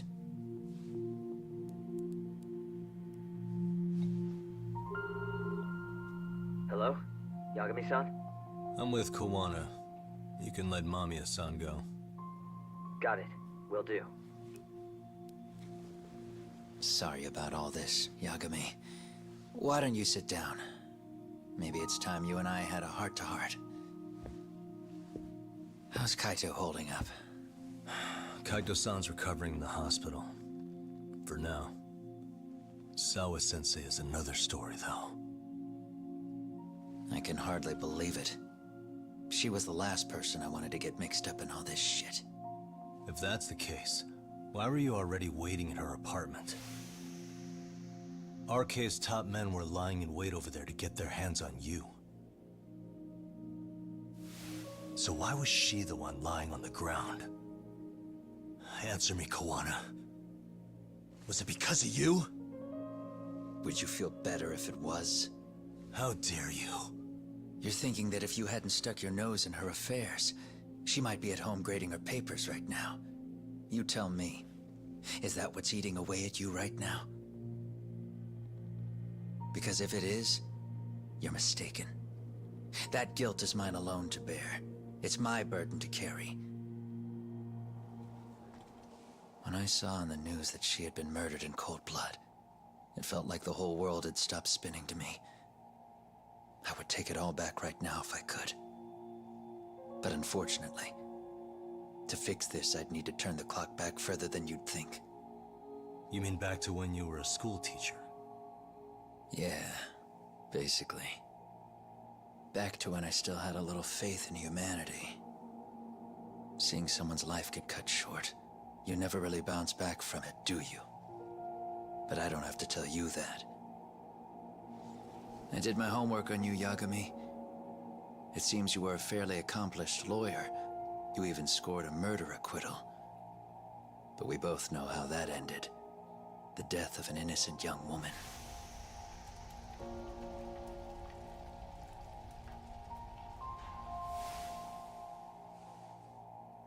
You and I are the same. We both have scars. And they're the type of scars that never fully heal. Yeah.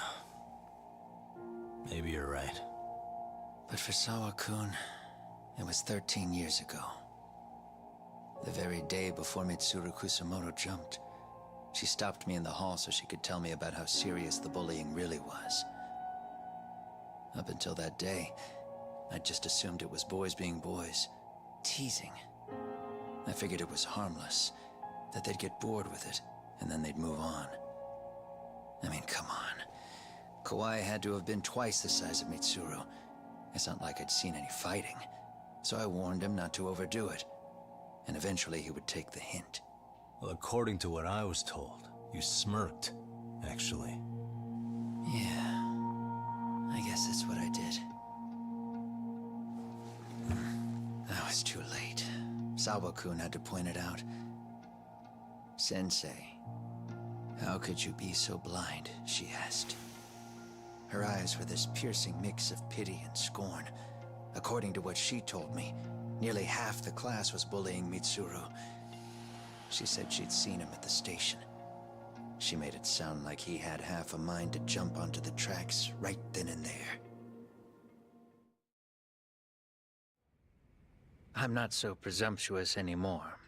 But back then, I used to think my students were my biggest fans. I thought I'd won their hearts and minds. But the look on Sawa-kun's face that day made me see the truth. I couldn't just go on smiling like nothing happened. So I decided to do my homework. The next day, I put a hidden camera in the classroom after school.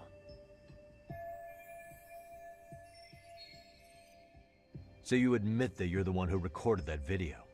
Yeah. You saw it, right? Talk about the ugly side of kids. Hard to watch, wasn't it? Unfortunately, by the time I picked up the camera and saw what it recorded, Mitsuru had made his jump. I missed him by a few crucial moments. What happened in that classroom was the final straw. Later on, all the bullies were asked what happened. Each and every one of them lied. Kawai started it. It wasn't our idea, they said.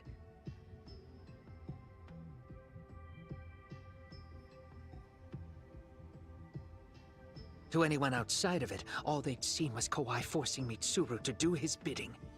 So the people held culpable were Kawai and myself. The callous homeroom teacher who deliberately turned a blind eye.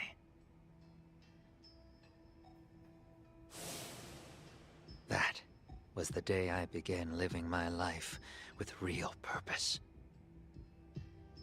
So you couldn't forgive your students who got away with bullying. You went so far, you put aside your own life to make sure they atoned somehow. That's right. Mitsuru Kusamoto's still a vegetable. He's as good as dead. But I don't care. We have no right to forget about him. You say that, even though Sawa-sensei ended up paying for it. I'll ask you again. Why were you at her apartment the other day? Don't dodge the question this time. I wouldn't say I dodged it. But I suppose I should explain from the beginning. 4 years ago, there was a suicide at Sawa-kun's school. It was her own student this time. You know this, right? A student at Seiryo High School? Toshiro Ehara. Yeah. When she was in court, Sawa-kun had no choice but to say there wasn't any bullying. Soon as she told me that, I knew Hiro Mikoshiba would be my next target. Of course, she had no idea about any of that.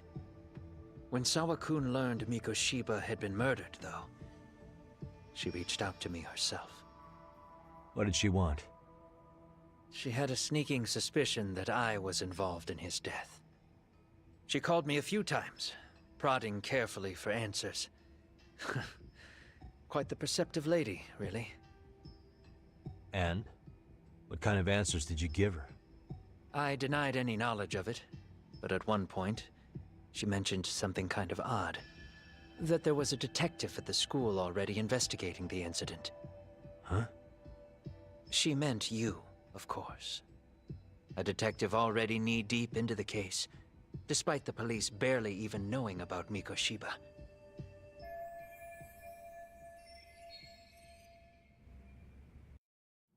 The police are a pain in the ass, but when an out-of-town detective comes sniffing around, that's bad. I knew I had to act fast to get you off the trail. Although, Sawa-kun was a problem too. I thought I'd kill 2 birds with 1 stone. And then what? First, I found out where the 2 of you would be meeting up, at that little cafe. Then, I hired the Liumang to step in. But you put up one hell of a fight. They had strength in numbers, but you would have taken out the whole group if I hadn't stepped in. Nonetheless, my other message went through. At the same time, Sawa-kun was handed a photo of Mikoshiba's final moments. I left that task to someone you know. Yue Mamiya. They hadn't seen each other in 13 years. Sawa-kun had no idea. The lady in the sunglasses. Yui Mamiya was involved in that too? Everything I did that night was intended as a warning to Sawa-kun. Although, I guess I didn't have to be so extreme about it. Yeah. Sawa-sensei was too smart. She must have started suspecting that you'd had something to do with Mikoshiba's murder. After all, who else could have known we'd be meeting at that cafe? She'd have traced it right back to you. Even if Sawa-kun had started to suspect me, I knew she wouldn't sell me out to the cops. We're too alike. The both of us lost students to suicide on our watch. That said, I couldn't bear the thought of dragging her down into the mess I started, so I scared her off, and I thought she would stay away. The day she was killed, she called to ask if we could speak in person. I could tell something was wrong. She was on the verge of tears the whole call. Then she broke down. I asked her why, of course, but she wouldn't give me a straight answer no matter how I tried to phrase the question. So then what? Did you just waltz on over there? It doesn't seem like you. Watch it. You don't know me well enough to say that. Maybe. But I assume you had some sort of plan going in. Were you gonna confess to her? Here's the thing. If she'd figured out that I was behind Mikoshiba, and it didn't sit well with her, I would have told her every last detail. Sawa-kun knew. I think she would have understood me. Or at least that's what I had believed. In hindsight, I think she was forced to make that call. Under normal circumstances, I'm sure she'd have rather washed her hands of me. Hard as it is to hear, I think she called me under duress. RK probably had her hostage. That would explain the vague responses. That's probably why her voice was trembling. It's tragic. You mean it was RK? Why do they want you so badly anyway? I don't know. What? If I knew their angle, I'd be doing more than just scurrying around. You serious? Believe me, I'm just as clueless as you are, much as I hate to admit it. Honest, I'm not thrilled that a small army wants my head on a platter. Have you noticed how RK seems to show up at the worst possible times? Someone must be pulling their strings. Then we're on the same page. At least we agree on something. Just a sec. Yeah. I'm still over here with Yagami-san. You're not being tailed by any of his guys, are you? Okay. Then I'll meet you right now. That was Mamiya-kun. She said she's free. You guys have been true to your word. Tell Sugiura-kun that I said thank you. Now you want to go? We still have some business to settle here. Now remember, I'm the handyman here. Let me do the dirty work. I don't know what else to tell you. But you need to get out. While you still can. If you disappear into the night, I don't want to go busting my ass just to find you again. Before you leave, I'll need some contact info. A phone number would be nice. Oh, no need for that. As far as I'm concerned, this is goodbye. I wouldn't count on that.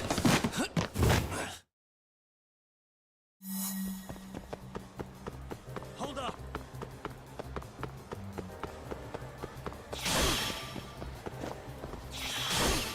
Leave me alone!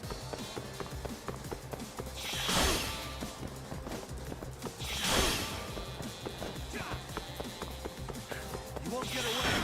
Do you have anything else to do?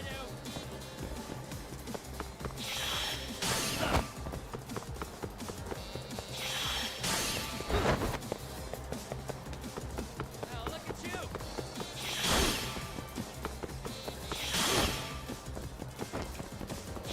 Hold up! You don't give up!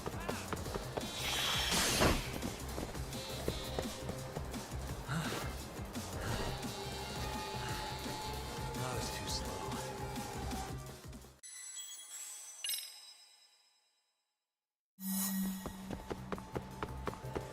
You won't get away!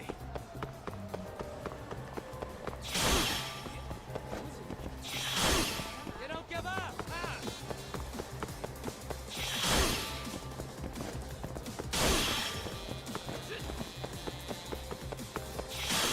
Don't you have anything else to do?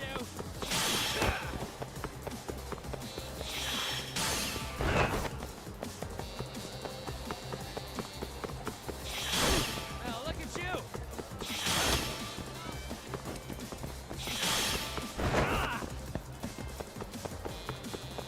You won't get away! You don't give up!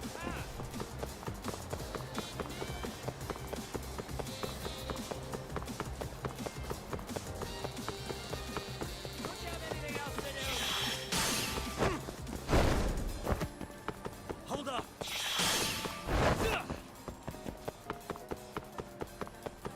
Leave me alone! Now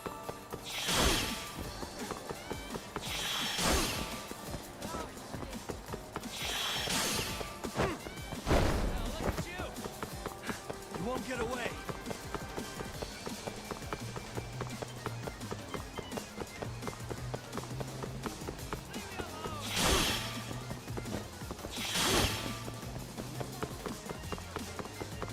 Hold up! Now look at you!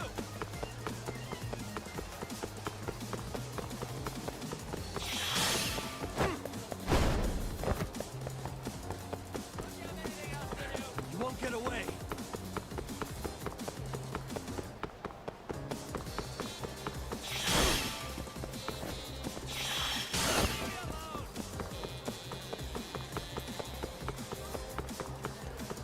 Hold up!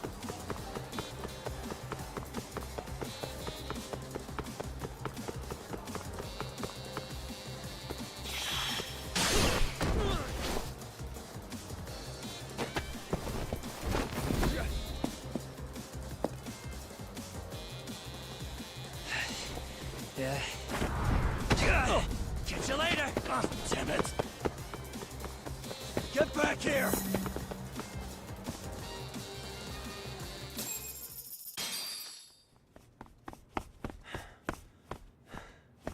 What the? Where'd he go?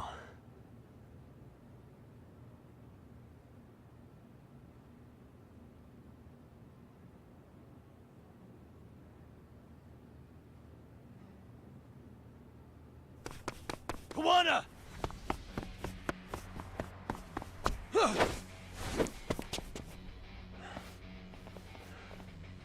You guys again.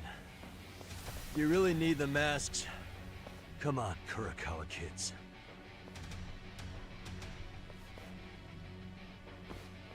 You heard that, right? The detective here already knows everything. Kawana! What are you going to do now? What do you think happens when he spills everything? Sounds like your lives are over, unless you shut him up.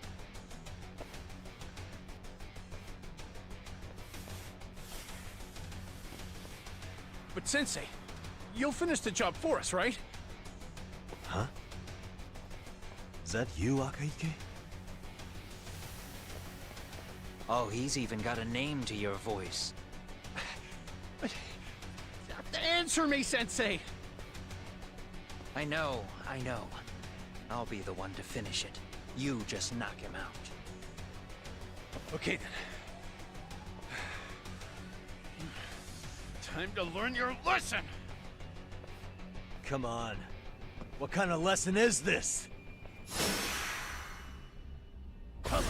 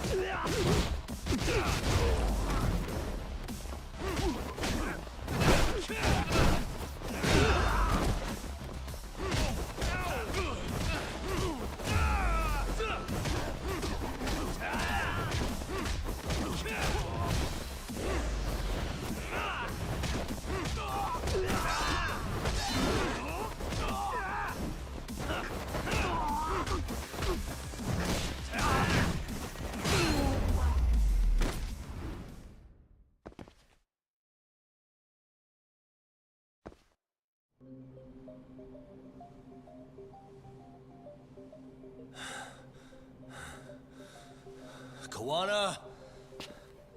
Oh no, Kawana!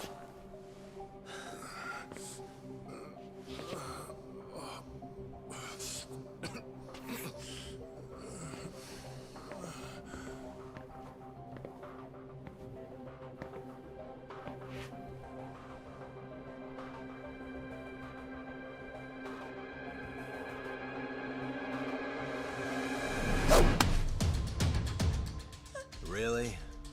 So nice of you to stick around. Mamiya-san. Well, since Kawana couldn't stay, sounds like you're not out of the woods just yet, huh?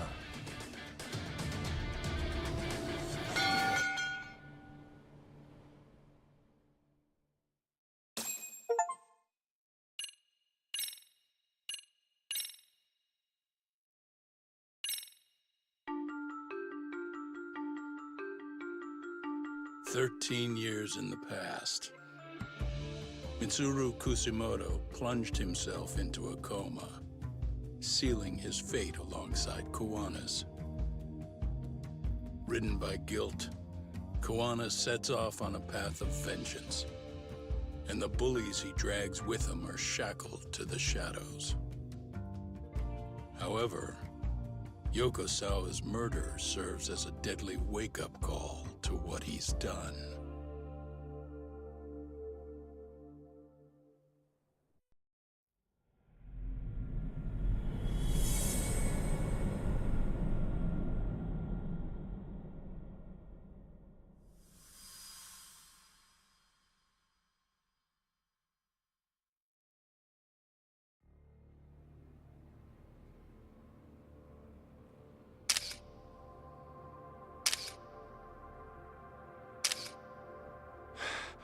Hey. What are you doing? Getting your identification on record, so you won't be a threat to us anymore? What? And I think you owe us after everything you've done. Expect me to come collect one of these days.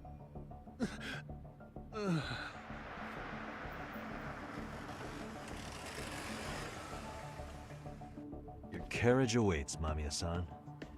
Don't tell me we're going back to that dingy arcade. We sure are. But try not to hold a grudge. It wasn't us who abandoned you.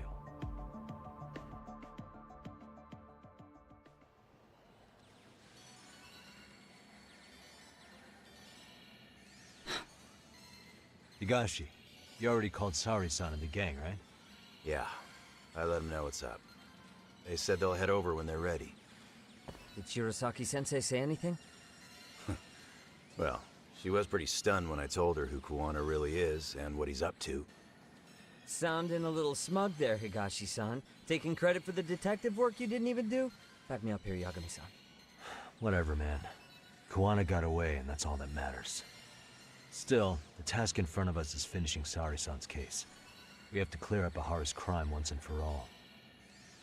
With Mamiya-san's help, of course. Finally, I'm ready to get some answers. Well, we still got time till Shirosaki-sensei gets here. Why don't you take a breather, Yagami-san? Huh? That'd be okay? Sure. I'll call you once everyone's here. Yeah, a break sounds good. By the way, Higashi, has anything unusual gone down in Kamurocho lately? Anything involving RK? Yeah, about that.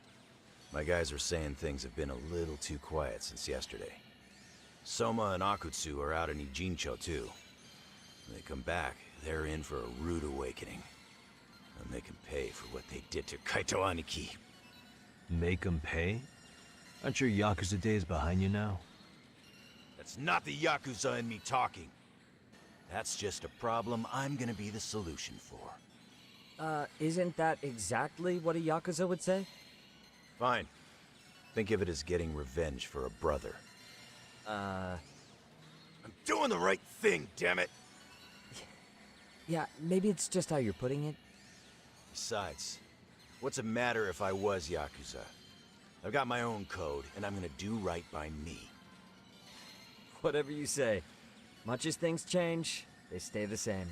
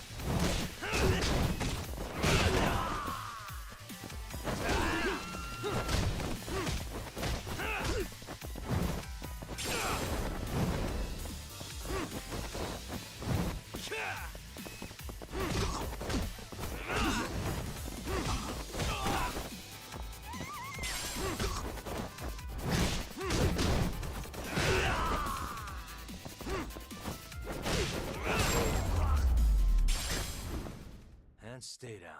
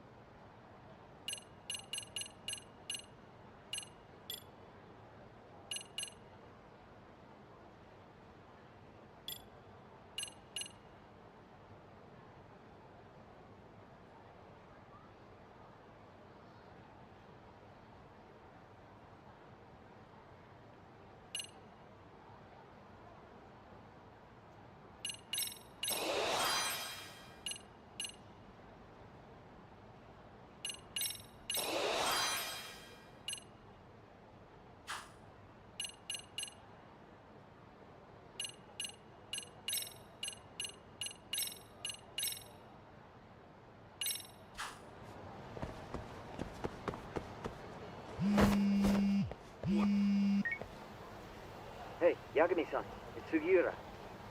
Hey. Shirosaki-sensei and the others just got to Charles. They're getting ready to grill Mamiya-san. Got it. Then I'll head back soon. Thanks.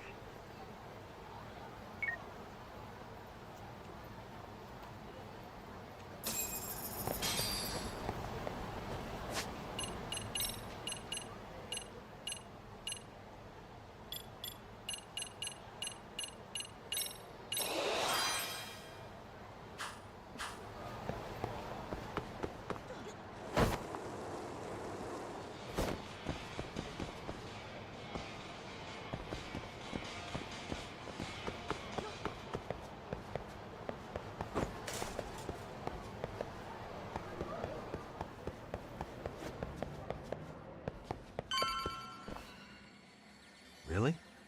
You too, Genda-sensei? What? Am I in the way? Of course not. I didn't know you still did field work. I figured if they could pull a fast one on Saori-kun, I'd at least want to look him in the eye. Why are all these people here? What gives? We've been waiting for you, Yagami-san. Mamiya-san is about to enlighten us on the truth behind the groping. Good. Oh, and I heard about Sawa-sensei. I'm so sorry. Our condolences. Looks like she got mixed up in all this when RK was chasing after Kawana. But we're still not sure why they chased him. To figure that out, we'll have to retrace Kawana's steps. Exactly. That said, let's start with the harassment charges, Mamiya-san.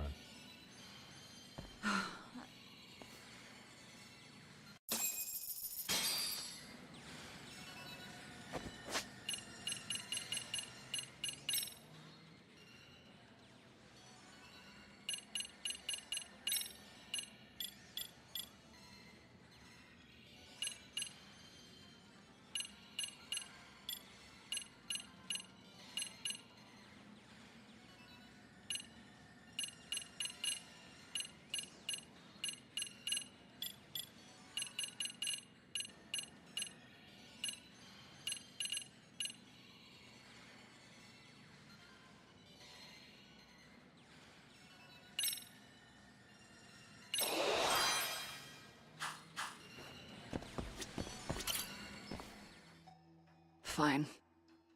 Let's get this over with. Pout all you want, but keep the answers straight. Got it? Ihara's assault was designed to establish a false alibi for Mikoshiba's murder. So Kawana had you play the victim, and together you pulled one over on the police and the court. Can you confirm if this is all accurate so far, please? Yeah. The person who groped you on the train wasn't Ihara-san himself. It was his stand-in. And my understanding is that he had conspirators to help him fabricate this event? That's right. What was Kawana doing at the time? Was he in Ijinsho or Tokyo? Didn't you hear your lady friend? Ihara-san had a stand-in. And that stand-in was our sensei. You mean Kawana posed as Ihara himself? So this Ihara was actually Kawana. Huh. Sensei and Ihara-san have a pretty similar build. Not sure they could have pulled it off otherwise, you know? But some spots don't look right, like his mouth. You sure that's really Kawana-san? That part around his mouth is fake. He said he scanned Ihara-san's face and made it on a 3D printer. Oh, huh. You can print things in 3D now? Well, it's a machine that takes a model's data from a computer and prints physical objects using materials like resin. So if you were to scan a person's face onto a computer, a 3D printer could accurately recreate it. I don't know the details, but that's what Sensei used to become Ihara-san. Something like this. See, with a 3D printer, a piece of a face is pretty easy to make. What the hell? I see. His eyes are hidden behind the sunglasses, and the seams on his jaw are obscured by the mask. It's incredible, I must say. With the mouth area so visible, it's too convincing to think he's anybody else. And with the prosecution assuming he's just another sexual predator, they fell for it. This is no time to be impressed. In case you forgot, he had the defense fooled too. Right. Assuming Kawana was Ahara's double, there's still some evidence I'm iffy about. I'm of the same opinion. Okay. Which evidence is questionable?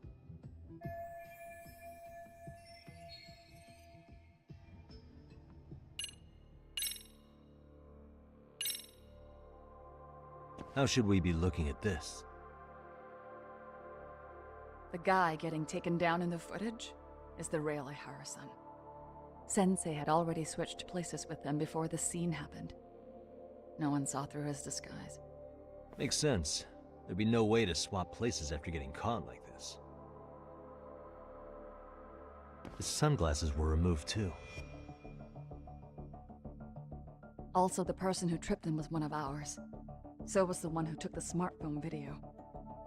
If nobody tried to stop him, he would have just gotten away. But the most important part of it was pinning Ihara-san as the culprit out in public. Right.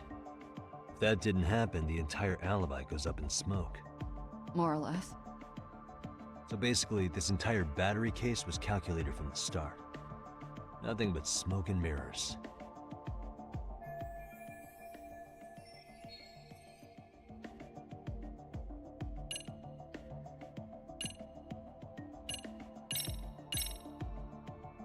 Any thoughts after seeing this?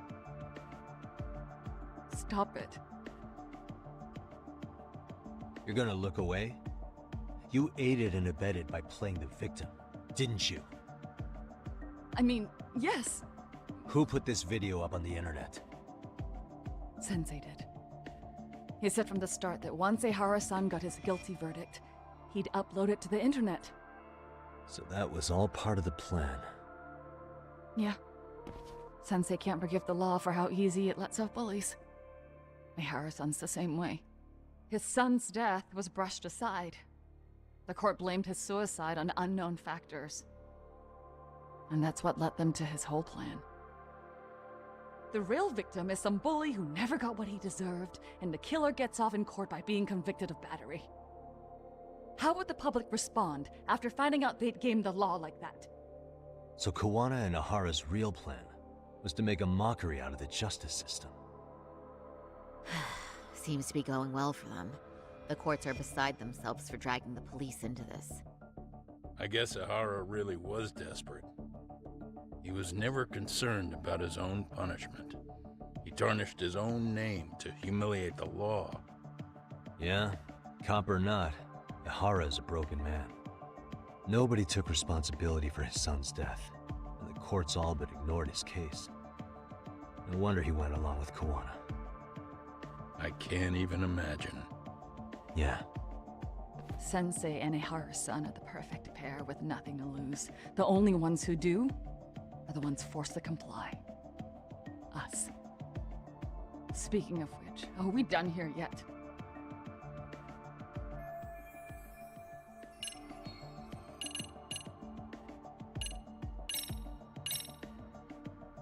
This came out pretty clearly.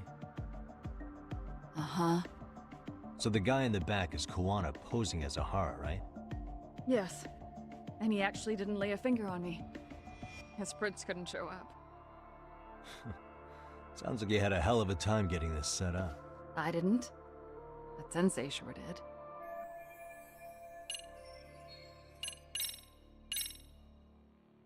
Can you take a closer look at this?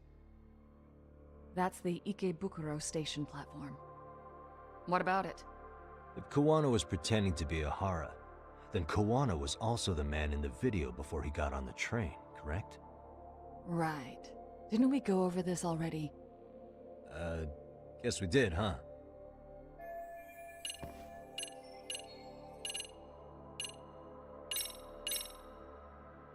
How about this then? And this is? Before the incident, Ahara used this card to go through the ticket gate at Ikebukuro, the time of which was recorded. Right, and it was on October 7th at 7:43 a.m. Thanks, Hoshino-kun. Happy to help, Yagami-san. At the earliest, Mikoshiba's time of death would have been 7:30 a.m. If Ahara killed Mikoshiba in Ijincho, he would have only had 13 minutes to get to Ikebukuro. And frankly, that's impossible. That's what's stumping you? Huh?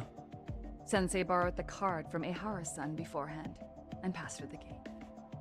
Afterward, he slipped it back to Ehara-san when they switched places. That way, Ehara-san ended up having the time-stamped card on him. Makes sense now? So even the entry time through the ticket gate was used as part of the alibi? It all seems so obvious now that I hear it. Nobody'd suspect that a groping was being used as an alibi for murder. Yeah. And on top of all that, no one knew Mikoshiba had been killed during the trial. They really pulled it off. Anything else?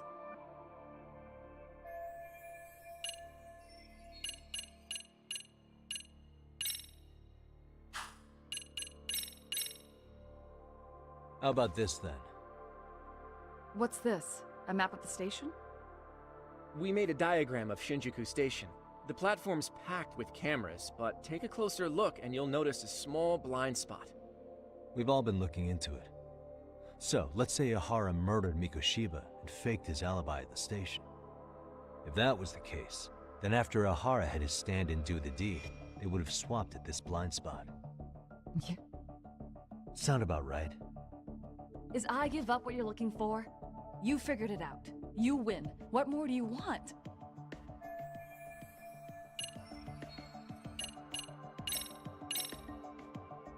What do you make of this?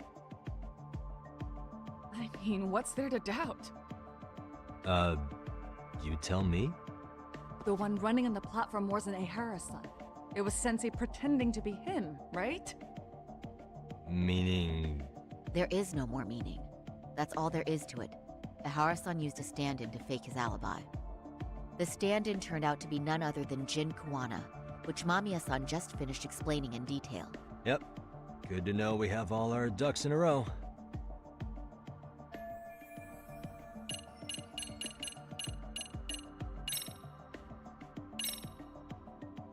This piece of the puzzle still needs an explanation. Is that... The police examined the trace evidence on Ehara's hands after he was caught. And from the analysis, the same fibers from Mamiya-san's undergarments were found on Ehara's hands. That's right. If the stand-in was the groper, Ehara-san wouldn't have touched Mamiya-san at all.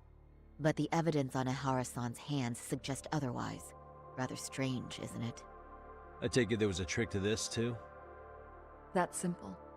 Before I got in the train, I met with the real Ehara-san at the underground platform. That's when I had him touch the undergarment. After that, all I had to do was go to the bathroom and put them on. That's where the fibers in the trace were from.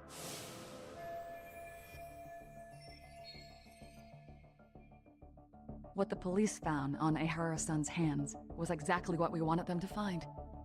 And it would serve as hard proof he grabbed me. The courts really ate it up. It was hard not to laugh sometimes, to be honest. You're really starting to open up. That's the spirit.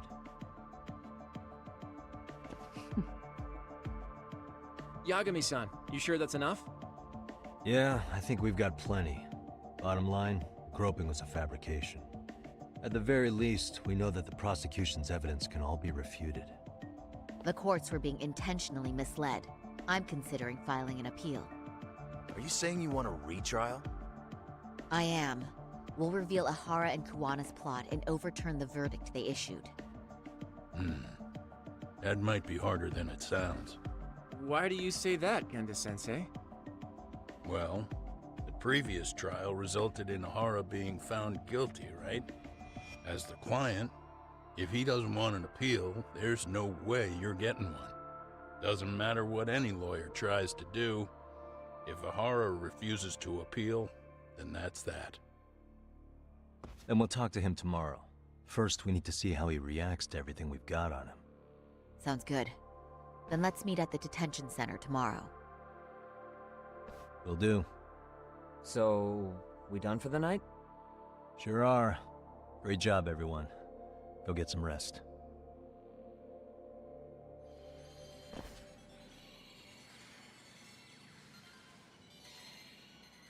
Yo, Yagami. You sure it was cool to let that Mamiya chick just go home? Yeah? Why? I mean, she helped Kuwana kill all those people. Aren't you gonna turn her in or something? I would. But there's nothing we can do. Nothing we can do? Frankly, we don't have any proof of the murder she was talking about. What, so this is all for nothing? Nothing directly pointing to Mamiya anyway. Aside from Mikoshiba, no other bodies turned up. Which means all we can do is take her home, right? Sugiura is making sure she gets back safe. Fine, forget it. Why are you still here? Everyone else went home already. Come on, man, why the cold shoulder? Am I really that annoying? You wouldn't be the guy I'd call to hang out with. So if you're done, then go. Wow. Straight for the jugular, huh? But if it's help you need, I'll be there. I've had nothing but time lately. But only if you bow your head and ask nice. Then I'll consider it. I know for a fact you'd help me out regardless, so why waste a good bow? Thanks for the drink. Dude, come on. That was your cue to bow and ask nice.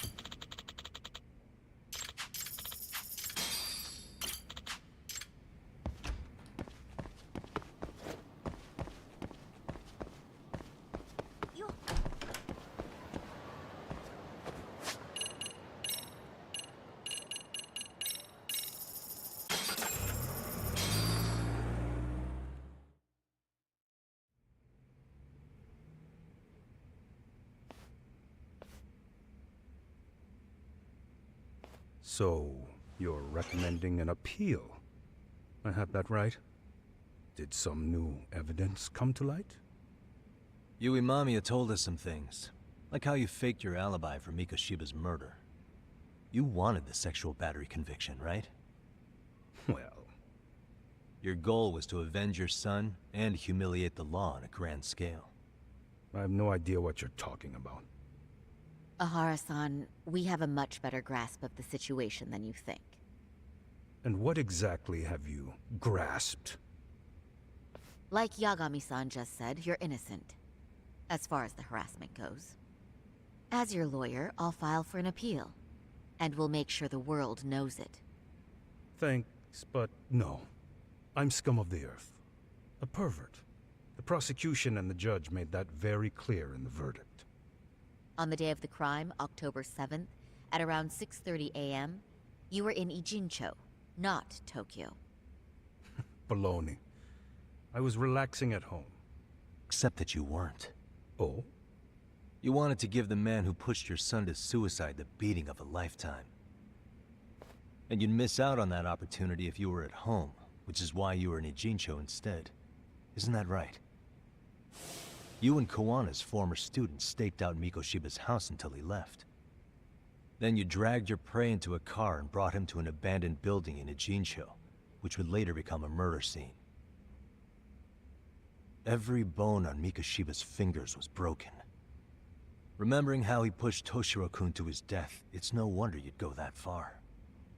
You tortured Mikoshiba without a shred of remorse. You inflicted no small amount of pain and terror. There's no way you weren't there, and I'd put my money on that. And then... You need the whole play-by-play? Even though you already know it? Oh, not at all. I'm just fascinated by this outrageous little story.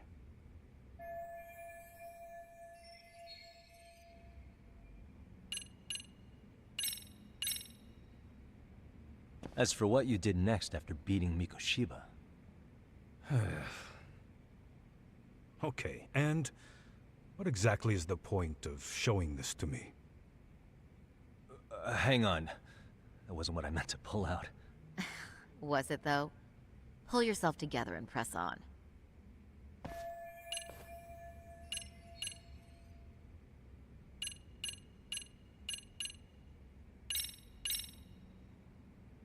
As for what you did next after beating Mikoshiba... Okay, and what exactly is the point of showing this to me? Hang on.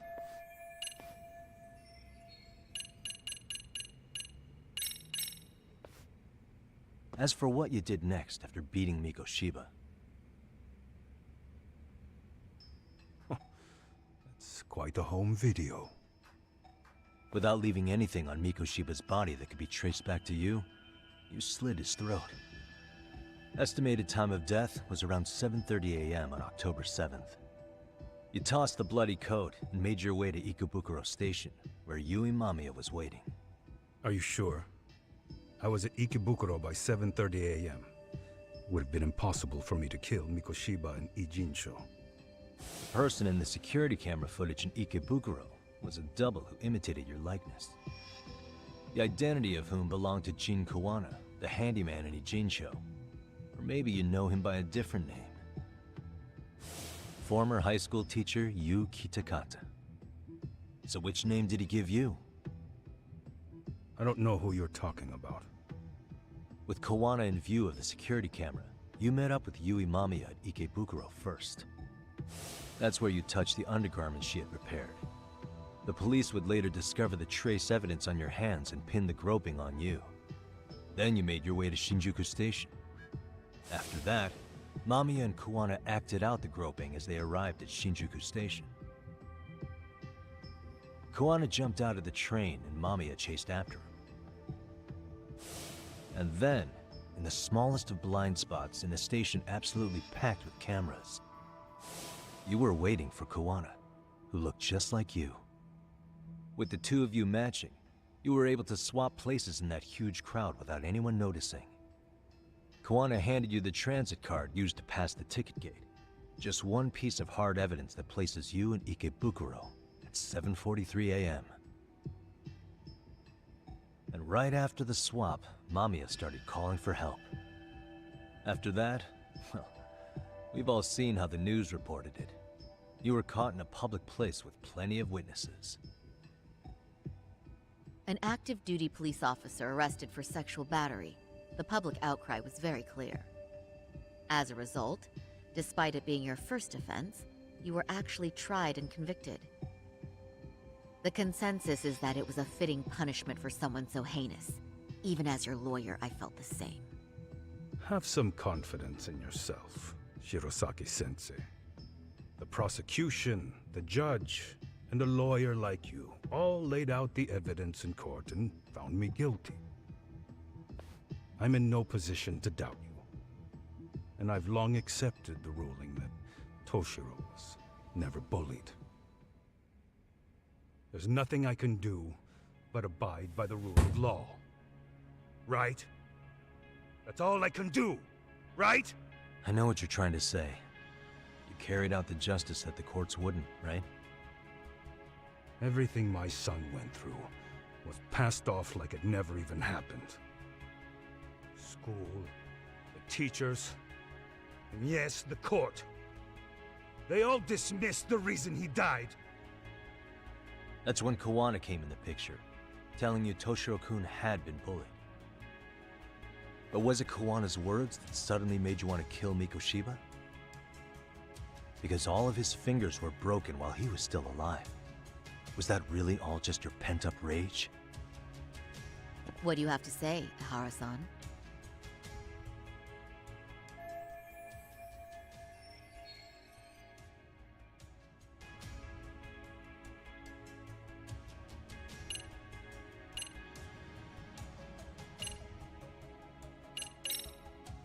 Did Kawana really tell you? You found enough motive to murder Mikoshiba on hearsay? No. That doesn't sound right at all. Was Sawa-sensei the one who told you the truth? She was the only person Toshiro-kun confided in. You had to have heard it from her, right? Nearly hit the nail on the head, as they say. Nearly? After my trial, she confessed she knew about the bullying. But only to her old teacher over the phone. She had no idea she was being recorded. What? Kawana-san let me listen to that recording where I learned Sawa-sensei had been muzzled by both the homeroom teacher and the lawyer. That was the proof of Toshiro's bullying I'd wanted all throughout the trial. After hearing Sawa-sensei's words, I finally understood. They pushed my boy over the edge. Was there no other evidence of the bullying? Like a diary of Toshiro-kun's or something of the sort? Nothing. Toshiro never talked to me or my wife about the bullying. And that was probably all my fault.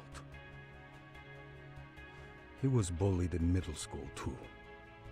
Kids would throw his pencil case around or hide his books.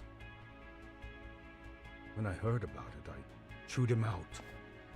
They walk all over you because you're weak. Grow spine, I told him. I take it that was the wrong approach. Yeah. I can't imagine how much courage it took for him to come forward about his suffering. I'm sure he felt ashamed about it. And I should have listened when he pleaded for help. I should have told him I was proud of his bravery. But instead, I pushed him away. And in the end, Toshiro tried to make sure he never showed weakness to us again, no matter how much pain he was in. He went to a private school out in Yokohama because he hated living with me. But in the end, he still suffered. And that's why you didn't hesitate to unleash hell on Mikoshiba. If you say so.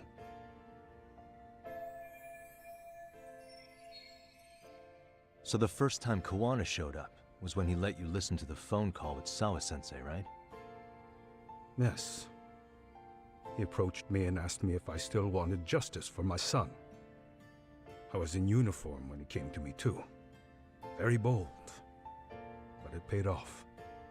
I owe him a debt of gratitude.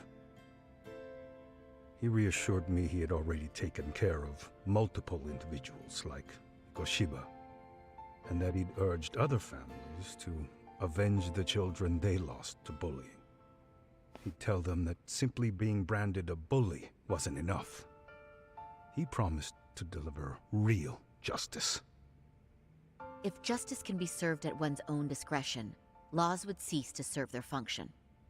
If the law isn't fair to everyone, no one will obey it. The law is only able to help the powerless because it can't be swayed by money, force, or anything else. Then tell me, what's the solution when the law fails to punish someone who laughs in its face? To overlook those the law won't judge is to abandon those the law couldn't protect. To render justice with confidence, you require sufficient evidence. Some of the victims' families refused Kawana's offer of revenge, telling him it would be unforgivable. But even after rejecting his offer, not a one reported Kuwana-san to the police. Do you understand what that implies?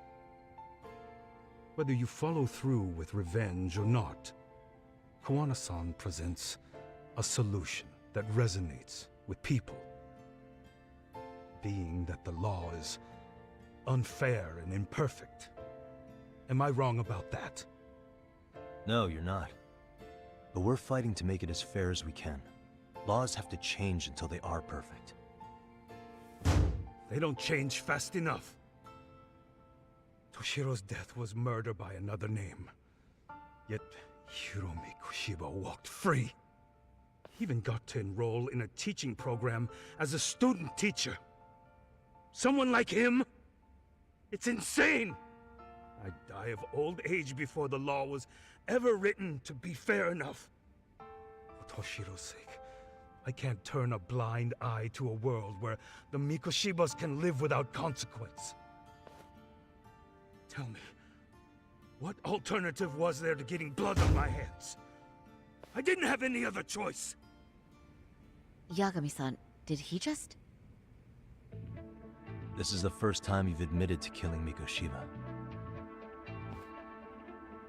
You really did your research, unlike those useless cops. Kuwana-san's plan was impressive, almost airtight. I didn't expect it to be unraveled so quickly. I just got lucky. There was some dirt on Yui Mamiya that Kuwana could have used against her. If we hadn't found it, there's no way we would have gotten her to talk. What are you talking about? Sorry, but I'm under no obligation to tell you. Ahara-san, you'll be sent to prison as a sex offender as it stands. Of course. Just as I planned. The charges will be confirmed, and I'll be convicted. As for the police and the prosecution, they wouldn't be able to admit they made a mistake. I could scream, "I killed Mikoshiba" at the top of my lungs. It wouldn't matter. Are you saying you intend to admit to the murder after you're released? Everyone's seen the video of me killing Mikoshiba by now. It's obviously authentic, but the prosecution and the police are saying it's fake. They need it to be fake. Even if I do confess, they'll sweep it under the rug. They wouldn't. No, that's not beneath them. But I take it how they react doesn't really matter to you.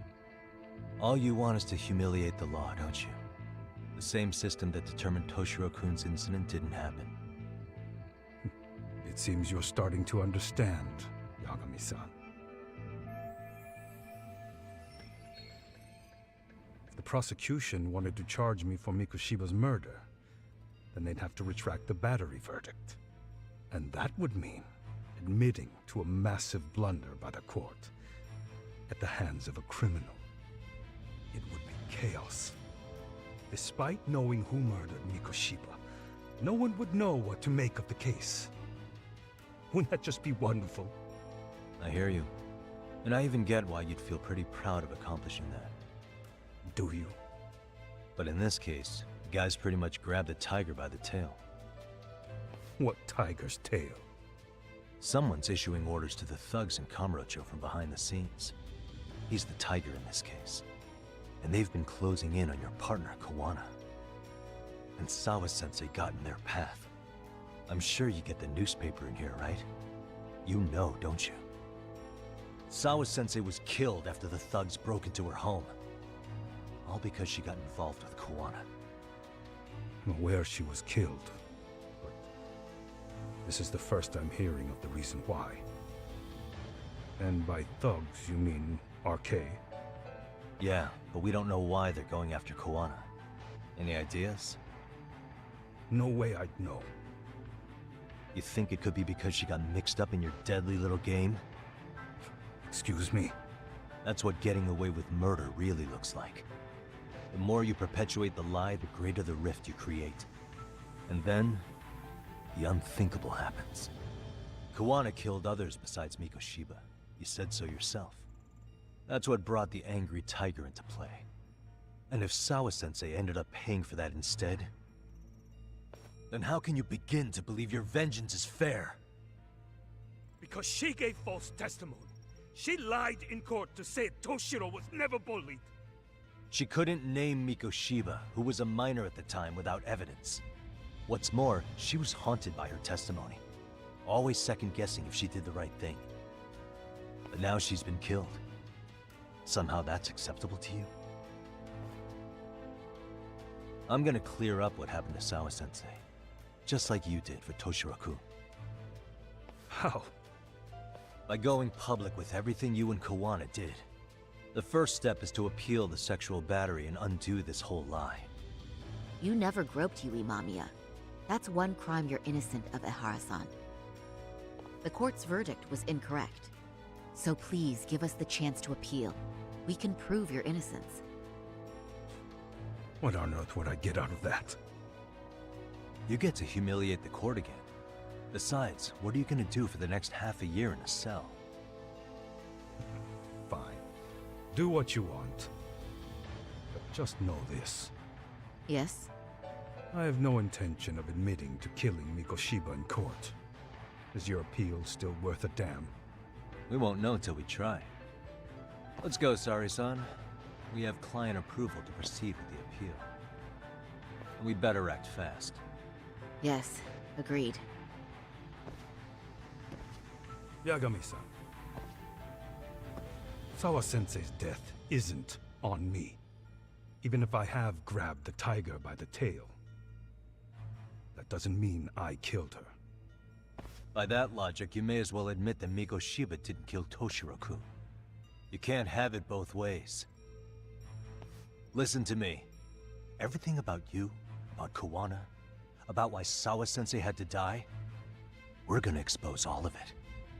That's the only thing left we can do for her.